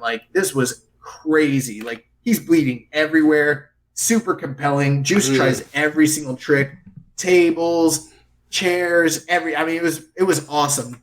But as the match progressed, Ren Narita starts, utilizing his strong style, his stiff kicks, his elbow strikes, and down towards the tail end, Juice, he tried every single finisher. Nothing could put this guy away. He sets up the table, goes to the top. Looks like he's going to, put him through a table off the top rope. And Ren Narita reverses that, puts him in a chokehold, gets him down to the ground, and then puts him, I don't even know the name of this move, but basically it's the same move that we've seen Shibata use in the past where he's riding the guy's back and he pulls both arms back and, hyperextends them into a double armbar. Okay. And Juice taps out, Wow. And that's it. Yeah. And so Ren Narita picks up the big win over Juice. I can see why Juice might want to, leave New Japan and be a free agent at this point. I can't win somebody's send-off match out of Strong? What the fuck? The Young Lions on Strong, so... But I will say this, if you didn't see this match, big recommend. It's not the greatest match in the world, but from a storytelling element, high drama, this was incredible stuff. And this is the way you send a guy off from his excursion to go back to Japan. Okay. So really, really awesome. I'd probably go about 4 stars. Okay. And then the main event, we had Jay White and Carl Anderson. They pinned Homicide and Wheeler Yuta 14 minutes and 35 seconds. The big story of the match was that in the midst of all the confusion, we had Filthy Tom Lawler on commentary, and Homicide got knocked into the commentary booth. Him and Tom Lawler start going at it.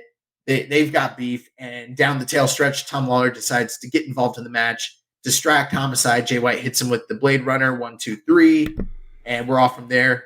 At the end of the match, we end up with Team Filthy and Bull Club just running roughshod over all the baby faces. And Jay White proceeds to cut a promo where he talks about Eddie Kingston not making the date. I guess Eddie Kingston something happened, and he was probably planned to be at that Samstown taping to wrestle Jay White and was unable to make it. And he just buries the guy, talks a bunch of shit, talks about how Eddie Kingston proclaims himself to be this, New Japan or this Japanese wrestling aficionado, and he loves all these legends of Japanese wrestling. Well, he had an opportunity to wrestle the greatest legend in the history of Japanese wrestling, Jay White, and he missed the date. And, talked about how he might show up in New York and he might, teach a lesson to one Eddie Kingston. So it sounds like they're probably setting Rumble on 44th? Probably. Okay. That's probably what's happening here. Okay. Next week, we have Strong Autumn Action Night 2, Doc Gallows versus Shea Cabrera. The Strong Openweight Tag Team titles are on the line as Aussie Open defend against Team Filthy. And then the main event, still airing, the NJPW Strong Openweight Championship, Fred Rosser defends against Chris Dickinson, surprisingly. So, Yep. We've talked about it on the show quite extensively, so we don't have to discuss it, but we will move on. So in the news here, we've already talked about the TV title. The big story coming out of this week was the Good Brothers signing with WWE and appearing on Monday Night Raw. While they're still members of the Bull Club, and Carl Anderson is still the reigning never openweight champion. He just beat Tanahashi last month. And, we are building to a match between Carl Anderson and Hikuleo for the never title. I initially assumed that we're not getting that match, and this was Alberto Del Rio-ism, where he came in as the mega champion and then just vacated it, But according to reports, the never title match is still happening, and the Good Brothers are still fulfilling their WWE dates. Yeah. But kind of wild. You got an IWGP champion or a New Japan champion working in WWE right now. Yeah. Forbidden Door. Yeah. So last night when I heard of the news of Gallows and Anderson showing back up in WWE, because earlier the news that broke that they were going to return, and they showed up that day, while doing the show live, I was under just something they just left New Japan high and dry without the belt being dropped right, or whatever else. So I that was what I was working on that presumption. But I listened to Observer Radio, and Meltzer said he was under the impression that he's going to come back and do the right thing for business. And I was like, okay, cool. And that's I think it's also cool that WWE is now at the point where it's someone has commitments or whatever else, you let them fulfill their commitments before they come in. And, that always kind of was the case before people showed up to NXT. So you see that kind of carried over on the, for the main roster now that Triple H is in charge. Good to hear. I kind of feel we were anticipating the legendary New Japan Carl Anderson to show up and wrestle Tanahashi, and that didn't happen. Now I'm feeling like this guy was hot dogging it and, taking it easy because he didn't want to get injured before he, showed up in WWE, essentially. Look, people were talking about how he didn't put in very much effort. I could see why. He had a pay date waiting for him on the other side. Look, are these guys going to be, they got to go into the Jeff Jarrett, not you too. They got to go into the Finesser Hall of Fame. They have to. Okay, the Hall of Fame. Okay, so not just being nominated this year. They got to be nominated. I said on the show last night, I'll say it again here, I don't think anybody, back in the day, you had people that were handlers or managers or roadies, more or less, or the driver person or the drug holder. It made sense for people to still kind of get through cronyism, get jobs in the wrestling business. But at this point, with AJ Styles, super religious AJ Styles, and the Young Bucks being the reason why these dudes keep getting hired. I've never heard of somebody getting all this just for being the person that keeps the Monster energy drinks cold. It's wild to me. It really is.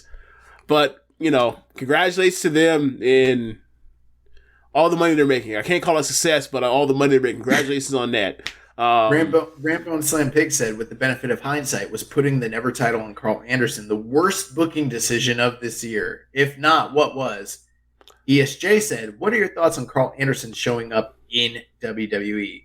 Viking Pain says, do you guys think it was a mistake for New Japan to take the never title off a white hot Tama Tonga and give it to a guy not under contract now, or will potentially using Carl Anderson to put over a stronger guy like Hikuleo be the better move overall?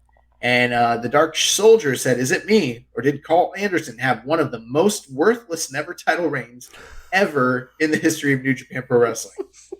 Nail on his head. Okay, so is New Japan, like, they have people they have relationships with through Rocky or through Gato or Injado and whoever else, and like for the most part people have held up to these commitments. So you know, working with or without a contract or working to an agreed amount of dates or whatever else, like that's the case for like most of the gaijin, right? That like aren't like exclusively like through the dojo system. So I don't really have much of a thing of saying like there's some disaster that they need to overhaul or their whole thing like is worked out, you know, aside from this exception of just recently, just now for a while now. So I'm not going to say like they need to change up everything. Now as far as like, you know, how well his, never heavyweight or never openweight title reign went, like I can't really speak to that much. Like you have to tell me what you think of it. It was terrible. He won the title, didn't defend it almost the entire time, and he had one match with Tanahashi, which that is true. It's Tanahashi, and that should be great, and it sucked.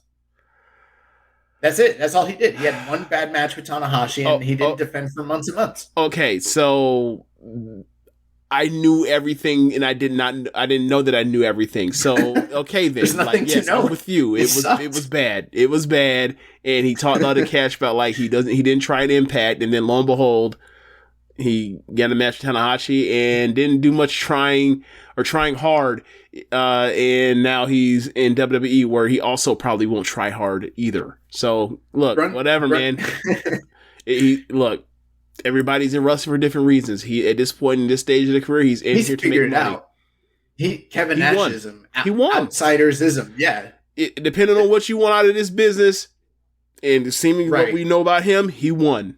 Congrats. You got these dudes trying to go back to WWE so they could work more dates. This dude's trying to work the least amount of dates, make the most amount of money in the most amount of places he possibly can with the least amount of talent that he possibly can and effort he can put forward. Yeah. He's a winner.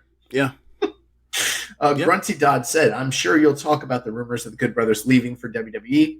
Which of these is the less desirable outcome? A, Carl Anderson doesn't job on the way out and throws the never title in the trash on Raw. B, the rumors are false and the Good Brothers stay in NJPW for another year." That would be the... So instead of them putting the title in the trash on Raw, it'd be worse for them to just stay in the company and keep working. Yeah. I'm with you. Oh, that's funny.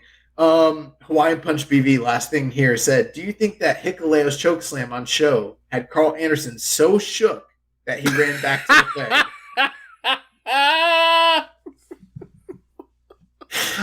Oh, man. I would say no, because you got to remember, like, that is a coordinated effort. So, like, to go up that high, you also have to, like, you know, jump as well with it. Like, so... Carl Anderson, he's not going up with that kind of enthusiasm. If you catch my drift, so yeah. But in the light of all this, there've been some different reports and more so rumors that have kind of just been bandied about all over like Twitter and social media. So obviously, with these guys from New Japan signing with WWE and coming in and being allowed to honor their dates supposedly in WWE. And at the same time, you have the upcoming Noah dates where Sting is going to be working, who's a contracted wrestler in AEW. He's working with Noah. There are the rumors that the NJPW, AEW, Forbidden Door, partnership, that's donezo. And now we may potentially be seeing New Japan and WWE working together and Noah and AEW working together. And I personally don't prescribe to that at all, but there obviously are some, even if it's just transactional small deals. There are definitely some sort of deals in place between New Japan and WWE and Noah and AEW, which a lot of people probably didn't expect that this year. And yeah, what are your thoughts on that? I know a lot of people are trying to make more out of this than it probably is. I don't think based on Gato and Tony Khan just recently meeting 2 weeks ago backstage and working out plans for Jon Moxley and others, right, that their relationship's anywhere near done. But what are your thoughts on these developments? I'm kind of in the same camp you are. Now, as far as, when Sting, shows up for, is it for the final show? Because the final show isn't even the Budokan Hall show they're doing on 1-1. It's not the final show. It's February. I don't know, because there's so many dates with this fucking, with his go-home tour, with his final tour for him. Yeah, it's been going on since, months ago. Yeah. It's supposed to be the final Great Muda match.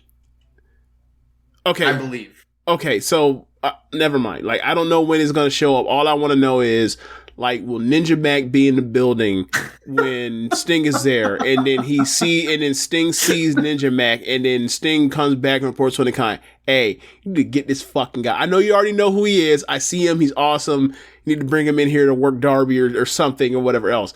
That's if they're going to be a Noah partnership. Who I want to see? I want to see Kazuchika Nakajima. I want to see Go Shiozaki. I want to see Kino. I want to see Kaito Kiyomiya. Sorry? Fujita. I do not want to see Fujita. Fujita's the next challenger for the GHC. And I'm just disgusted. But I want to see Ninja Mac. Right? That's what right. I want to see. If he comes through, if he comes, look, he's getting over the first night. You know this. He's getting over the first night. When he comes out here and for his big match in New Japan, he comes out here and he hits a freaking Phoenix Splashing 630. You're gonna be like, what? People are gonna be like, what the fuck is this? TK had an opportunity to utilize Ninja Mac WrestleMania weekend. He put him in that match with Brian Cage, and Brian Cage jobbed the fuck out of him at the ROH show. Look, I did not know that. But Ninja Mac's profile is, in my opinion, bro, seeing him in Noah, he seems more legitimate just him doing the GCA. Well, it was embarrassing to me, and he's in better shape now too. Yeah, it was embarrassing to me because my girlfriend, she likes the flippy wrestling, and so I was like, you got to see this guy Ninja Mac. He is incredible. You're gonna love him. He's right up your alley. And so we're watching the show, and he didn't do anything cool, and he got jobbed. And then I look like a fool. Thanks, right. Tony. So see, couple notes on these rumors. Kind of funny. Hawaiian Punch BB said, with all the potential talk of this WWE synergy, what do you think is the most realistic scenario? Can you book something crazy that will never happen? How would you feel if after the Wrestle Kingdom main event, no chants blared out of the speakers, and a Vince McMahon led stable with a bunch of lesser used WWE guys and Carl Fredericks as their ace made their way to ringside?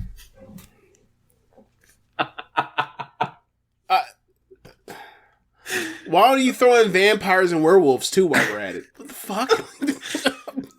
Viking Pain said, are you guys ready to see Obari shout, "It was me, Tony. It was me all along" on an episode of Raw, and NJPW stars acknowledging the tribal chief on SmackDown, LOL.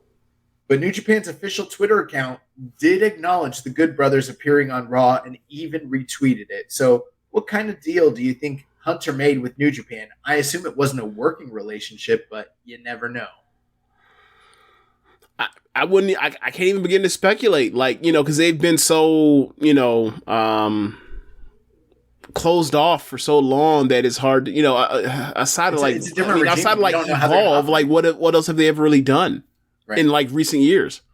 These are totally different regimes, just generally, especially WWE. We don't know what is going to happen moving forward. I think that there have been a few positive signs in the past that Triple H is willing to play ball and potentially work with other companies, provided it made business sense for them to do so. But and New Japan is not nearly the threat to the US that they were 5 years ago. Even when they brought in Liger to NXT, so you just never know. Yeah. But I don't think they have a working relationship, and even if they did, that doesn't necessarily mean that they wouldn't continue to work with AEW. AEW's shown in their track record, a willingness to work with outside companies who are also working with other perceived, threats from other companies. So, none of this really changes anything in my mind as of now. But and as far as the Twitter account, I saw a lot of people putting a lot of stock in New Japan World's Twitter retweeting stuff. Bro, that's a fucking unhinged Twitter account. They retweet and like stuff that you're like, what are they doing all the time? So I really don't put a lot of stock in that right now at all. Okay. Anyways, other bits of news. We've got the IWGP women's title brackets that were announced the other week. We forgot to make mention of it. I'm glad you're here, James, because you can give us just a teeny tiny breakdown. But okay. We had the announcement that on the October 22nd and October 23rd shows for Stardom that we would be getting the payoff for the Stardom side of the bracket, and the announcements were that Kairi would be entering the tournament and taking on the winner of the Royal Quest Tour. If you don't want to know who it is, maybe skip I already forward know a who couple it seconds. is. I already know it is. Like, I didn't even have to know who it was to know who it was. It was Alpha Females, Jazzy Gabbard. Yeah. Right. And I then, also heard that match stunk that she had at a Royals Quest, like the singles match. Well, we don't know. We got to make tape first. I mean, if you look at a cage match for FTR versus Aussie Open, it's not necessarily a thing where things have to make tape anymore now, do they? Now, that match is taking place October 23rd, and the winner of that match is going to face off between these four women. So we've got Mayu Iwatani and Momo Watanabe wrestling, and then the winner of that match will face the winner of Utami Hayashishita and Himeka. Good well, job. I listen to One Nation Radio, so I know the names. Okay. If you show me, like, here's how bad it is. When the pictures came out, I had no clue who they were except for Blonde Mayu. And I didn't know the rest of them. But I know the names of the girls, and I kind of have an inkling of who's in. I know kind of what's going on, but I don't know their faces. But the thing is, like, once you see Utami Hayashista's, like, name spelt, you're like, okay, it's because it looks, you know, obviously a lot of the Japanese names, like, they have the way they're pronounced and like how they're spelt. Like, it seems like when you pronounce them, like, you eat some like last vowels. So like her, you know, looking at it on paper, it's like it's Hayashishita or sorry Hayashishita. I'm so used to saying her name, like actual way said, and just avoiding it, like similar to how you eat like the U in Kazuchika, right? Yeah. Or what? But whatever. Or the I in Kazuchika, but whatever. Like, as far as Mayu is, you know, only wrestler that's been with the company the entire time. She is like in the Tanahashi role of Stardom, is like the old ace. She's one of the only two people to ever be the white belt champion twice and the red belt champion, the other being Io Shirai. Y'all, I'm sure y'all know who that is. You know, she's now right now is the SWA champion. That is more or less the Gaijin belt. Like, the rules of that belt are you're only allowed to defend it against people that are from a different nationality or ethnicity than you. And like, you know, she's not in the title picture right now, so this seems like the thing she's doing. Also, you look at the card that's set up for historic crossover. She's not in an announced match yet. As far and she's facing Momo Watanabe. Momo and Mayu have a history of great matches throughout my time watching Stardom from 2018 to I wouldn't say this year, but like to last year. Like they're, you know, they normally have the best some of the best matches in the Grand Prix. Red belt title match in January 2019 or 2020 from the anniversary show that year that was off the charts. Great chemistry, two of the best wrestlers in the world. Momo is a heel now. She's an Oedo Tai. She's a terrorist. And Momo beat her in the Grand Prix this year. So I'm assuming Mayu is going to get her win back here. On the other bracket, you mentioned Utami Hayashishita versus Himeka, two power wrestlers. The premier power wrestler in Stardom versus the biggest giant in the company. They had a great match in the Grand Prix this year where Himeka ended up on top. They also have history of dating back to when the final of the 2020 Grand Prix where they faced off. Utami bested her then. In this year's tournament, they had a great match and Himeka won. I'm assuming that I actually kind of up for grabs. I kind of would like to see Utami get her win back here. She's kind of in a Adam Page type of role this year, where like she was just this all-time, or she was a great defending champion, right? And then like they took it off her, and she's downcycled, and like there's not really much going for her. I like to get her some momentum, and see her, get her something into going into the end of year show at Sumo Hall, but we'll see. But either way, going to be from the Japanese domestic bracket, like 3 great matches probably. Nice. Well, coming out of those shows on 10/22 and 10/23, we'll have the finals set. I'm assuming, just my guess, I'm assuming for Western audience to be more familiar with everything and storyline and make it a major match. I think they're probably going to just end up doing Kairi and Mayu. Yeah. And that will end up being on the historic crossover show. But it's going to be interesting to see what takes place between now and then. Other news, we have everyone's wondering when Royal Quest is going to be coming out. There was an update from Kevin Kelly where he said that he and Chris Charlton would be recording their commentary between 10/12 and 10/13. So that should be coming out this week, I'm assuming. Okay. Cheering crowds have there have been cheering shows added to the Autumn Battle as well as Tag League tours. For the Autumn Battle tour, there have been 4 dates that have been added. You can find those online.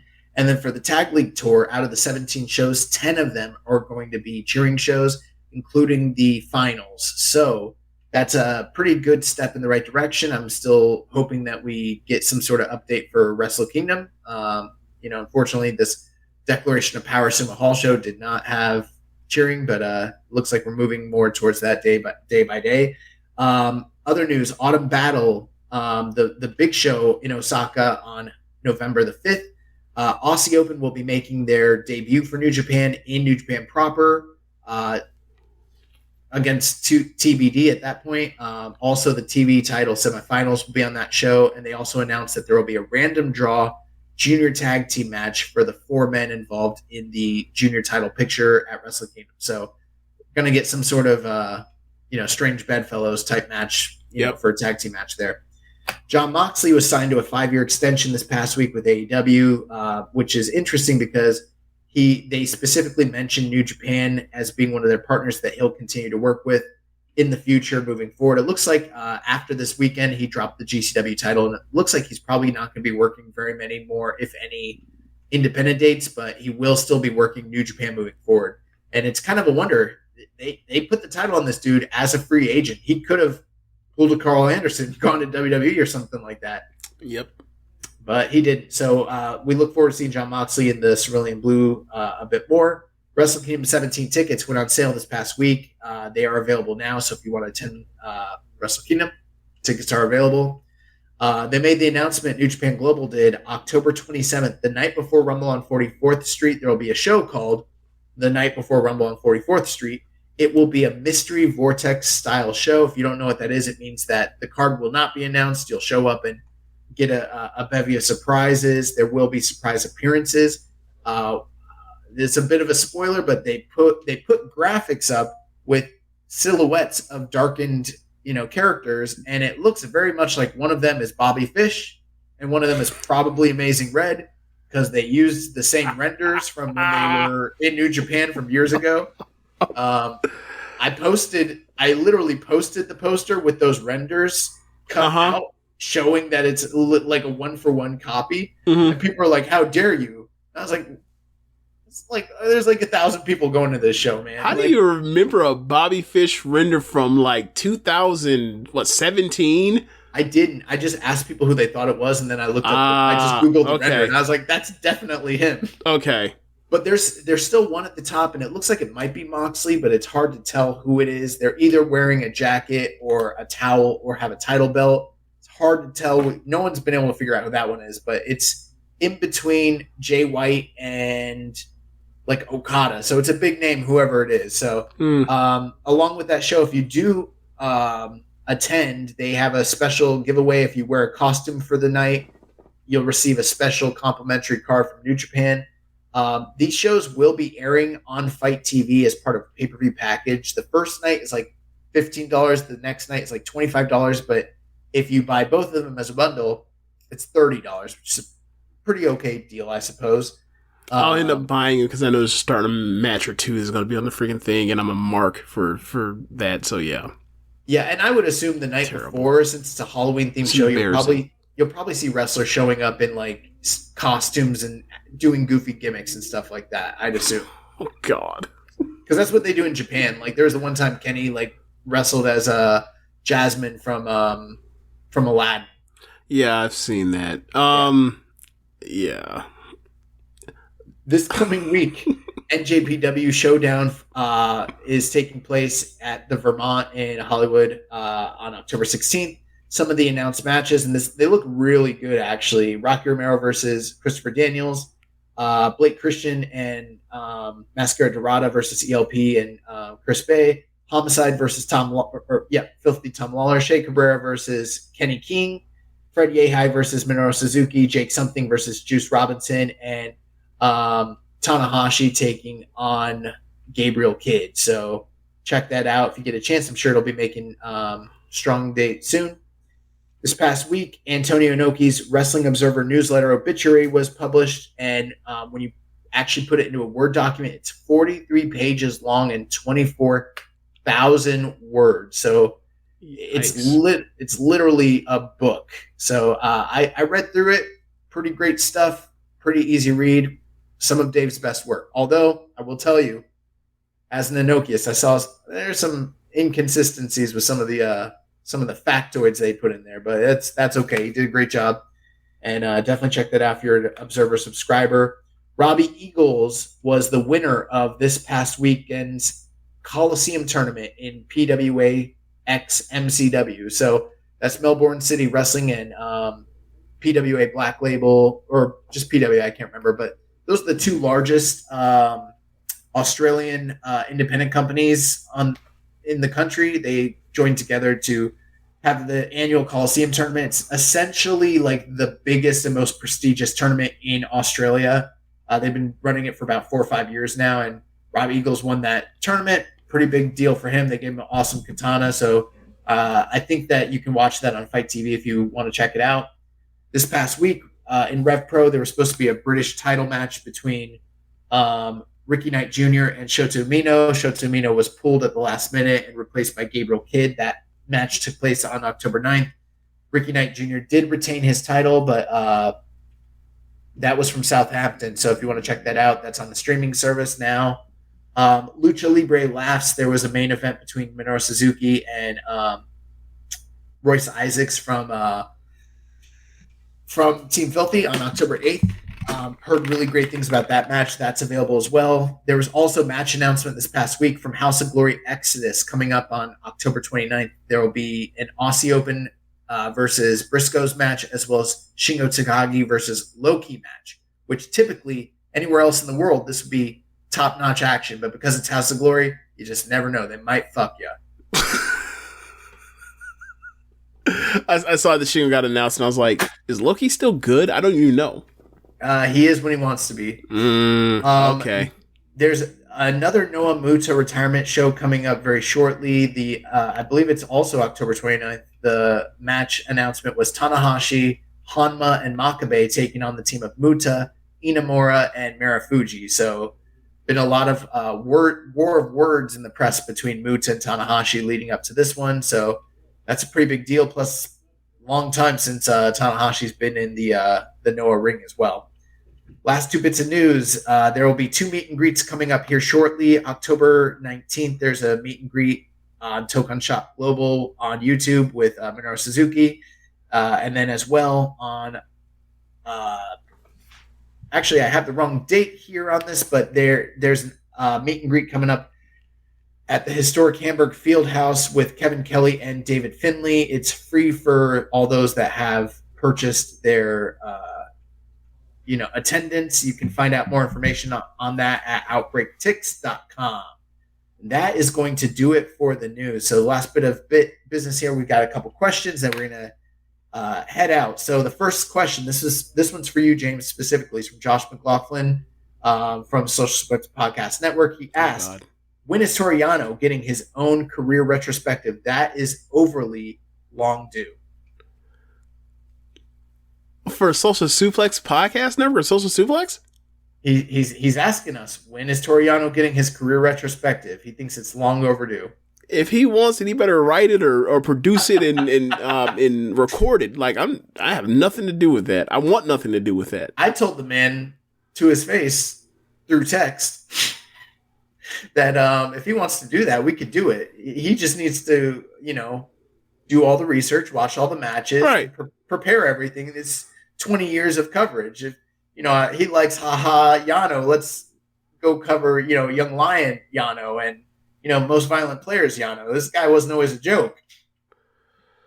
Look, I think y'all know me enough to know that like I don't rock with Yano. Like I think that's why I said it's for you. It's not really for you. But the thing is, like, if he legitimately actually wants, I know he's probably joking, but if he legitimately wants that, go make it. We'll put it wherever. It's in the appropriate place. It's fine. You can come onto this show and do it if you really want to. Right. Oscar Rooney asked for James, what hip hop group would be a cool wrestling faction? He chooses G Unit. And I gotta say, Oscar Rooney, I appreciate this question because I like hip hop too. How do you know what I would choose? You don't know. But James, in that light, what hip hop group would you choose to be a cool wrestling faction?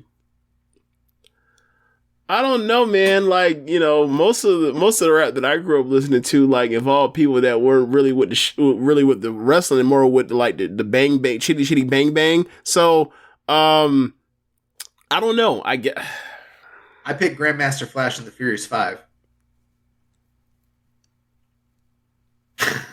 You knew when you said that you were gonna like fucking annoy me. You knew when you said that. Like, you may as well have said the fucking Sugar Hill Gang, asshole. I don't know. I'm just gonna say NWA and call it a day. I was gonna say NWA is probably the right answer.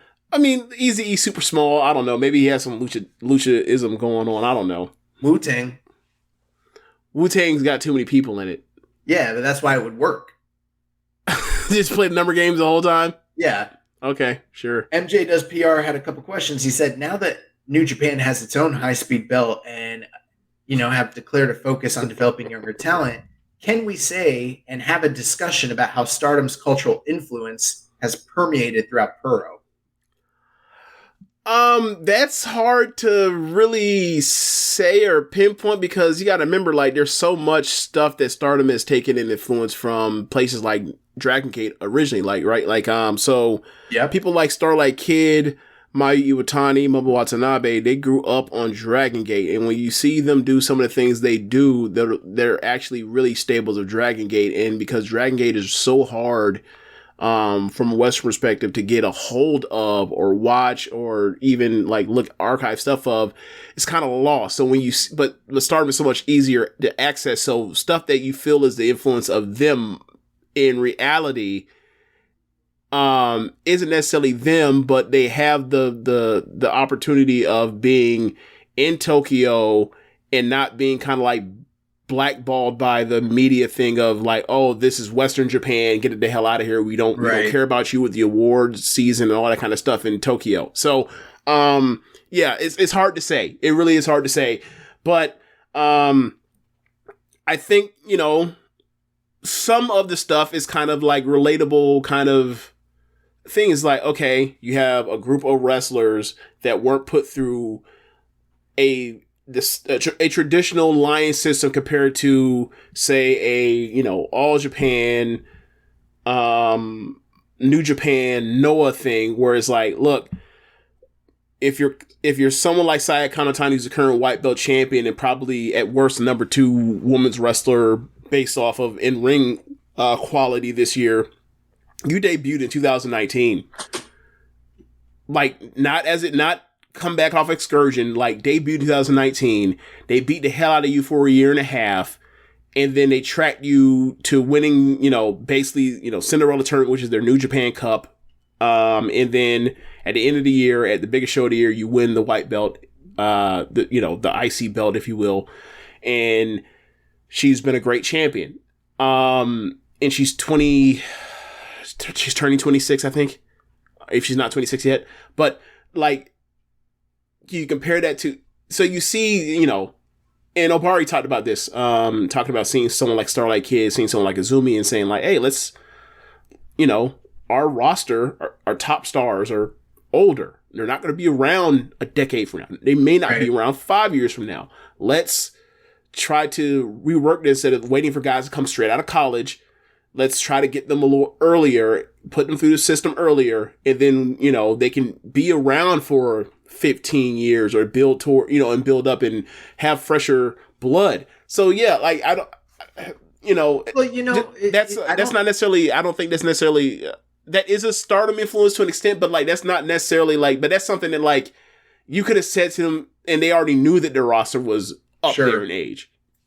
Well, I mean, even if at the very least, it's pretty evident that some of these ideas that are being popularized in Stardom are starting to take hold in the market leader in New Japan. So it goes to show you that they do have some level of influence. I kind of liken it to like when, back in the 90s when ECW was being so revolutionary in many ways, they were really repurposing a lot of like territory, especially, Memphis ideas.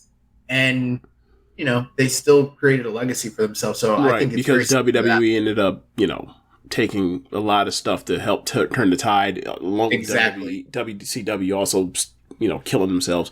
But, when you think about it, you look at most entertainment industries or whatever else, like influence and culture, if you will, starts from the bottom up, not from the top down. Right. Like this is a conversation I was having with someone about like the music industry in general, and some of the innovative things over the last 20 years, whatever. So yeah, like or my lifetime really wasn't just 20 years, but like yeah, like that's kind of the case for most things. Is like it doesn't start from the top, it starts from the bottom, and then matriculates its way through.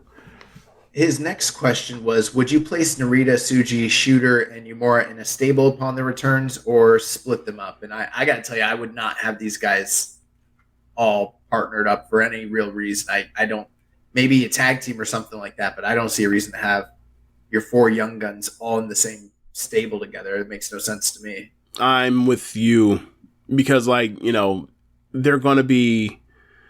in that same generation. They're always going to be linked anyway. Right. Next question. Velkedge _ Bracha? I don't know how to pronounce it. He said for James, why is your girl so deep in the mud, basically falling down after getting the brakes beaten out of her?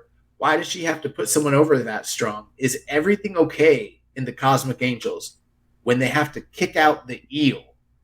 I have no clue what he's talking about. I guess Unagi or something. I don't really know what he's talking about. I don't know if he's spoiling whatever happened over the weekend. I don't know. But what he is speaking about is and this is the thing, like he's saying this after he messaged me and I set him straight on like Tam Nakano, but whatever. Like my favorite wrestler in Stardom is Mayu Iwatani. My second favorite wrestler in Stardom is Tam Nakano. Mayu is a legend. Like the resume speaks for itself. She's above critique at this point. Tam, on the other hand, is somebody that stunk up until 2019. And like since 2019, she's been one of the best wrestlers in the world.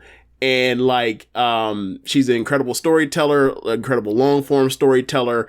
And I think, quite frankly, if we were to talk about like you think of traditional Japanese pro wrestling or just tours and that kind of thing, and you think of like if you were to make it in television, I think she's better suited than anybody else if anybody was to be plucked for WWE or for AEW to tell stories, whatever else. But that's besides the point.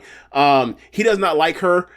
He is a self-admitted Tam Nakano hater, and he's just fucking with me. So I don't even know how to really answer that. But Tam had one of the best matches of the year worldwide. In the Grand Prix final, and she lost. So I guess he's rubbing it in on me. I don't know. Whatever. Like, I don't really do the devastating loss thing, at least not since like Johnny Gargano. So, like, they're kind of over on it. Like, but yeah, like she's already tag champion, so it's like she wasn't going to win. So whatever. The right person won. Julia is going to Sumo Hall, and she's probably going to be the red belt champion, and she's going to have her, long run, well deserved. She's kicked ass ever since she showed up in Stardom at the end of 2019. So I only recognize one red belt championship. The 3WA. The 3WA, the real red belt. They need to bring that one back. Mildred Burke. Like, the funny part about it is, like, for all we know, like, it's in Rossi's closet with the rest of his collectibles. It probably is. Grunty Dodds asks, he said, in the wake of Enoki's passing, I'm seeing some talk online about Paul Heyman wanting to bring him in for an ECW pay-per-view appearance in 1997. Supposedly, he would have been with the full-blooded Italians as Tony Enoki from Yokohama, Italy. Have you heard anything about this, or is it just internet nonsense? If it's real, how close was it to actually happening? I've never heard of this. I've never heard of it either. So I reached out to the only person I know that knows a lot about Enoki and a lot about ECW and that I trust their opinion. Joe Lanza, one from Voices of Wrestling, and he did respond, and he said, I've never heard anything about that. He said, and I doubt it for two reasons. Why are you laughing? Because, like I said, I've never heard of this, and you're like, I never heard of this, and then like you were like, I'm going to know the ECW story, and the person that has been in those ECW buildings back then for these shows, and his answer is the same thing we got. He said, I doubt it for two reasons. One, Heyman wouldn't waste Enoki in that manner. Two, Enoki would never agree to that kind of thing. Very few men, if any, historically took themselves more seriously than Antonio Inoki. So that is true.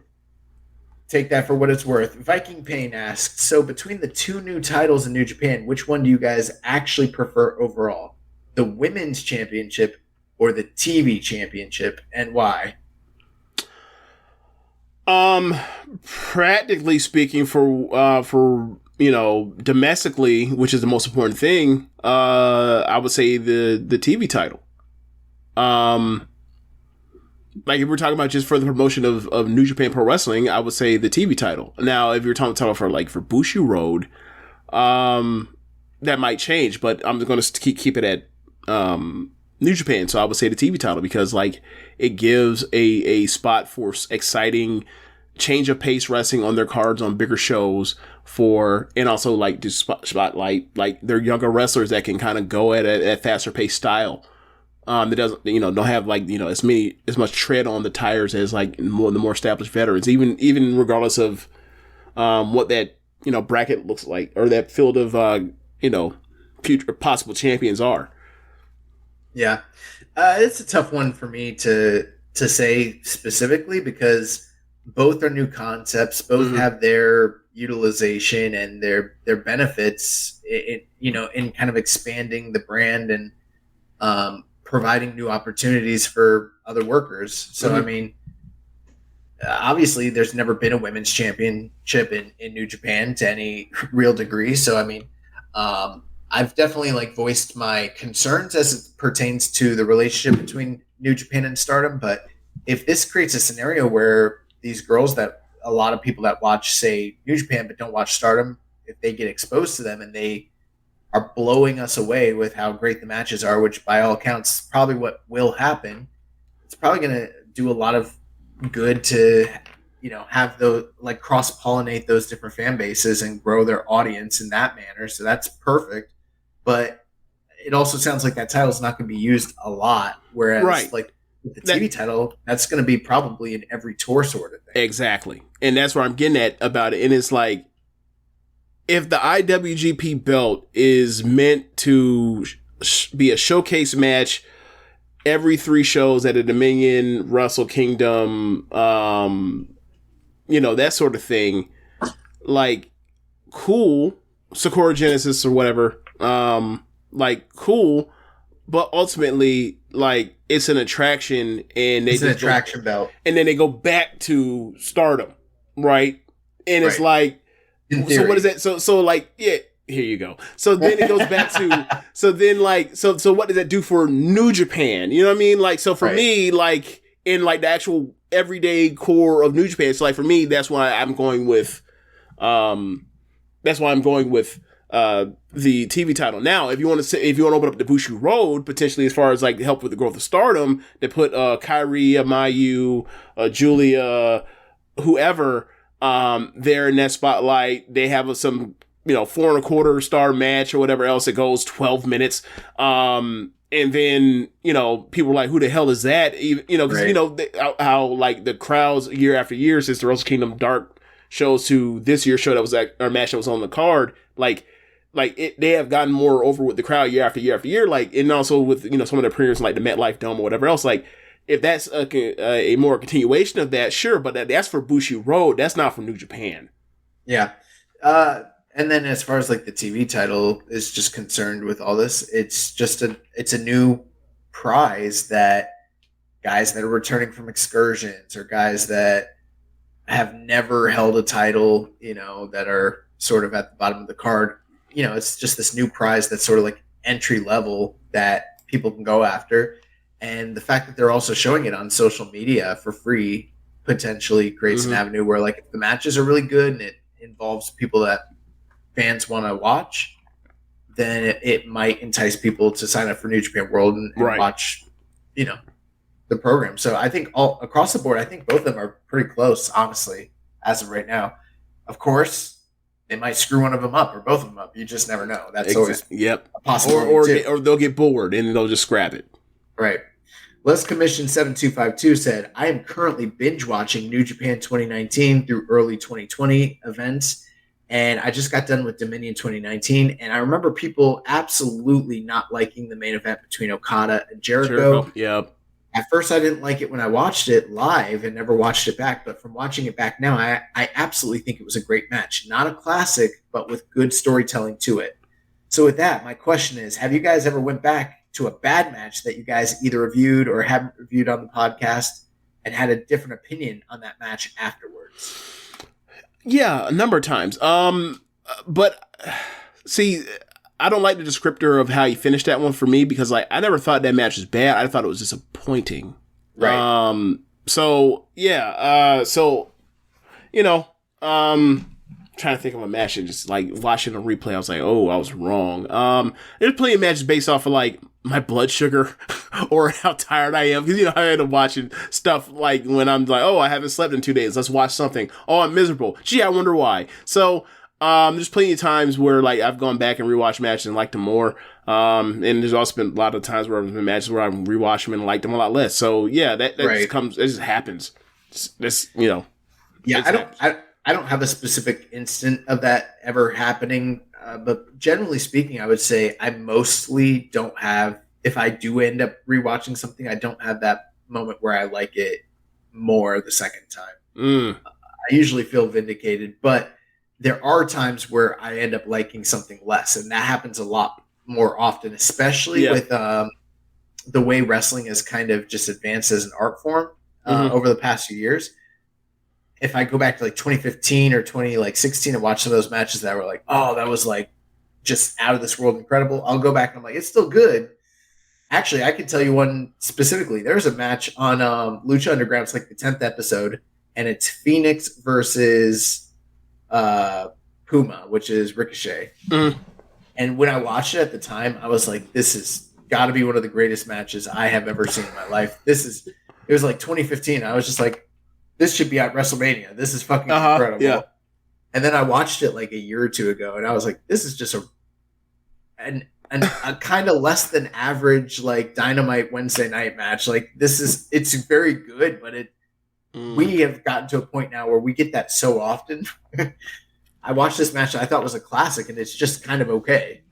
Okay, so the last one I can really think of that's coming to me right now is like when we went to NXT TakeOver New York, and the main event was the 2 out of 3 falls match between Gargano and Adam Cole.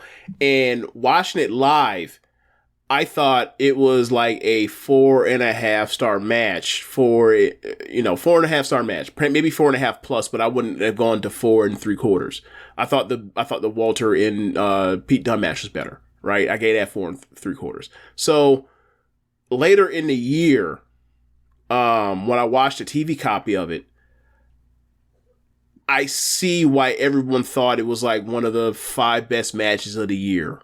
Mm-hmm. Right, that sort of thing. And the 5-star, and Dave Meltzer giving it, 4 or 5 1/4, or 5.5, whatever he gave it. I think he gave it 5.5. So, I think a lot of it was the crowd response. I don't know. Because they were. I don't know what it was, but like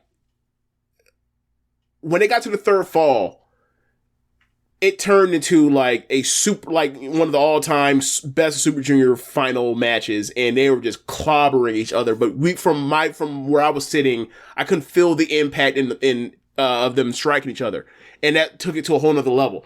So yeah, like that was the last match I can think of where I was like, I thought of it at this, and then I watched it later, and I was like, oh no, I was wrong. It's way, but obviously it's perspective of TV. Presentation versus live presentation. Right. His last question, this is going to do it for the questions. He said, between these 3, what is the best camera work? Okada's Rainmaker pose while the opponent is on the ground, Jonah while he hits the torpedo, or Evil's camera shake as he poses during his ring introduction? I am going to go with I think it's all great, but for me, it's the Okada. It's so iconic, and it's like this epic thing. And people also like repurpose it. But I gotta say, when the mood in the building changes, like when that splash happens, and then and then the shot is beautiful. But yeah, I'll because I don't want nobody mad at me. I'll go with Okada in the Rainmaker, because obviously like everybody has taken it from Ram Kaichu and Joshi to best friends with the hug. So yeah. Awesome. Well, that is going to do it for the questions and this episode of Keeping It Strong Style. James, we're so honored and privileged to have you on the show here today. Do you want to give people your plugs and let them know where they can find you, that sort of thing? You can find me on Twitter at JamesBoat87. You can also follow our podcast at One Nation Radio. You say that it's honor, all that. Just wait until that November 22nd, 2022 review of Historic Crossover. I don't think you'll be as honored. I think you're gonna find me to be insufferable. So we'll see how that goes. But yeah, that's what you're gonna be telling us how we're trash and how Stardom kills us. I potentially, and maybe not trash, but just because there's a lot of stuff that comes with when it comes to the Stardom thing is we're just gonna have Karen on instead. I see you. I see you. You want to duck. I see you. But no, I just think that people are in for almost like a shock to the system, because the style is different. And it's a lot more. I think it's the most efficient pro wrestling that's going on right now. As far as you can get the feeling of a 25-minute match out of them at times in 17 minutes. Nice. So that's the thing. It's kind of watching AEW and Stardom, it will break your brain watching a WWE show or even a New Japan undercard stuff. It kind of is okay, get to it, but no, that's traditional wrestling. I'm watching something that's I am watching as opposed to watching normal, the regular thing. I'm watching just something that's just sure. Getting straight to the essence, if you will. Yeah, so it's and I think that a lot of people, that haven't seen it before will really like it, and it's gonna be fun. And the talks of a lot of people are rumors of some of the New Japan wrestlers being unfamiliar or being dismissive of it. It's okay, don't come out here and get embarrassed, because they're going to show up, because this is a high effort promotion.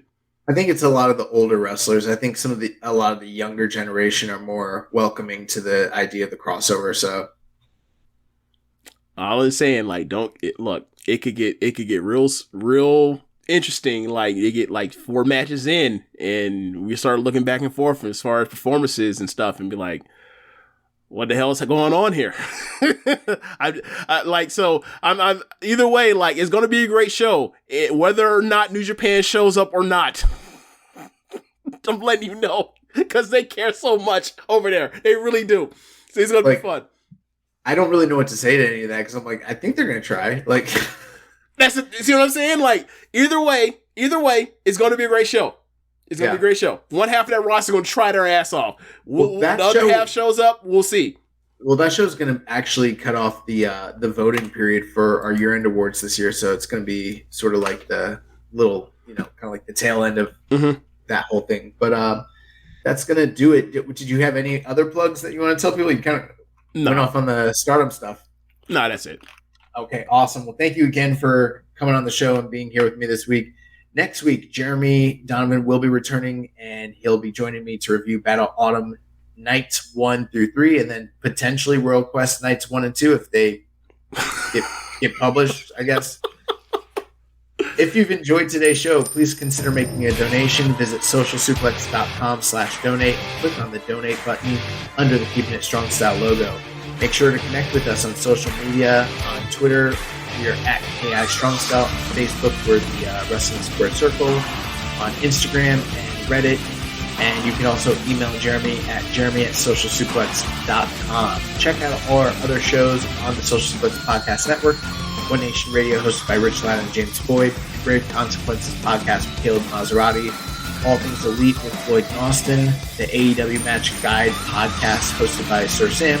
And Great Match Generator, hosted by Danny Kugler. Don't forget to subscribe and leave a rating and review.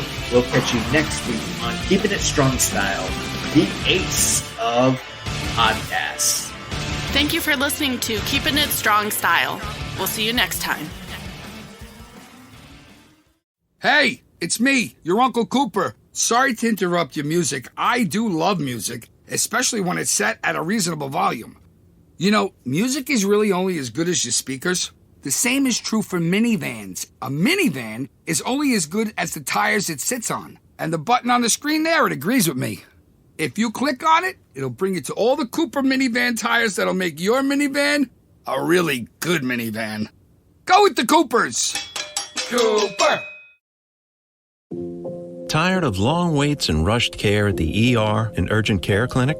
Next time, stay home and let Dispatch Health bring the power of the hospital to you. I call Dispatch Health. A care team of medical professionals actually come to your house. They're the same caliber of people that you would see if you were at a hospital or an urgent care. Dispatch Health can treat most non-life-threatening emergencies. They can do the x-rays, they can do stitches, urinary tract infections, blood test, urinalysis, ultrasound. It's almost everything that they can do at the ER. You never feel rushed. They're there for you and only you. I felt like their only patient. And it costs no more than a trip to urgent care because Dispatch Health is covered by most insurance, including Medicare. See if we serve your home at dispatchhealth.com. Dispatch Health really went above and beyond. It's wonderful to have care come to your home. House calls are back, and they're better than ever. Learn more at dispatchhealth.com.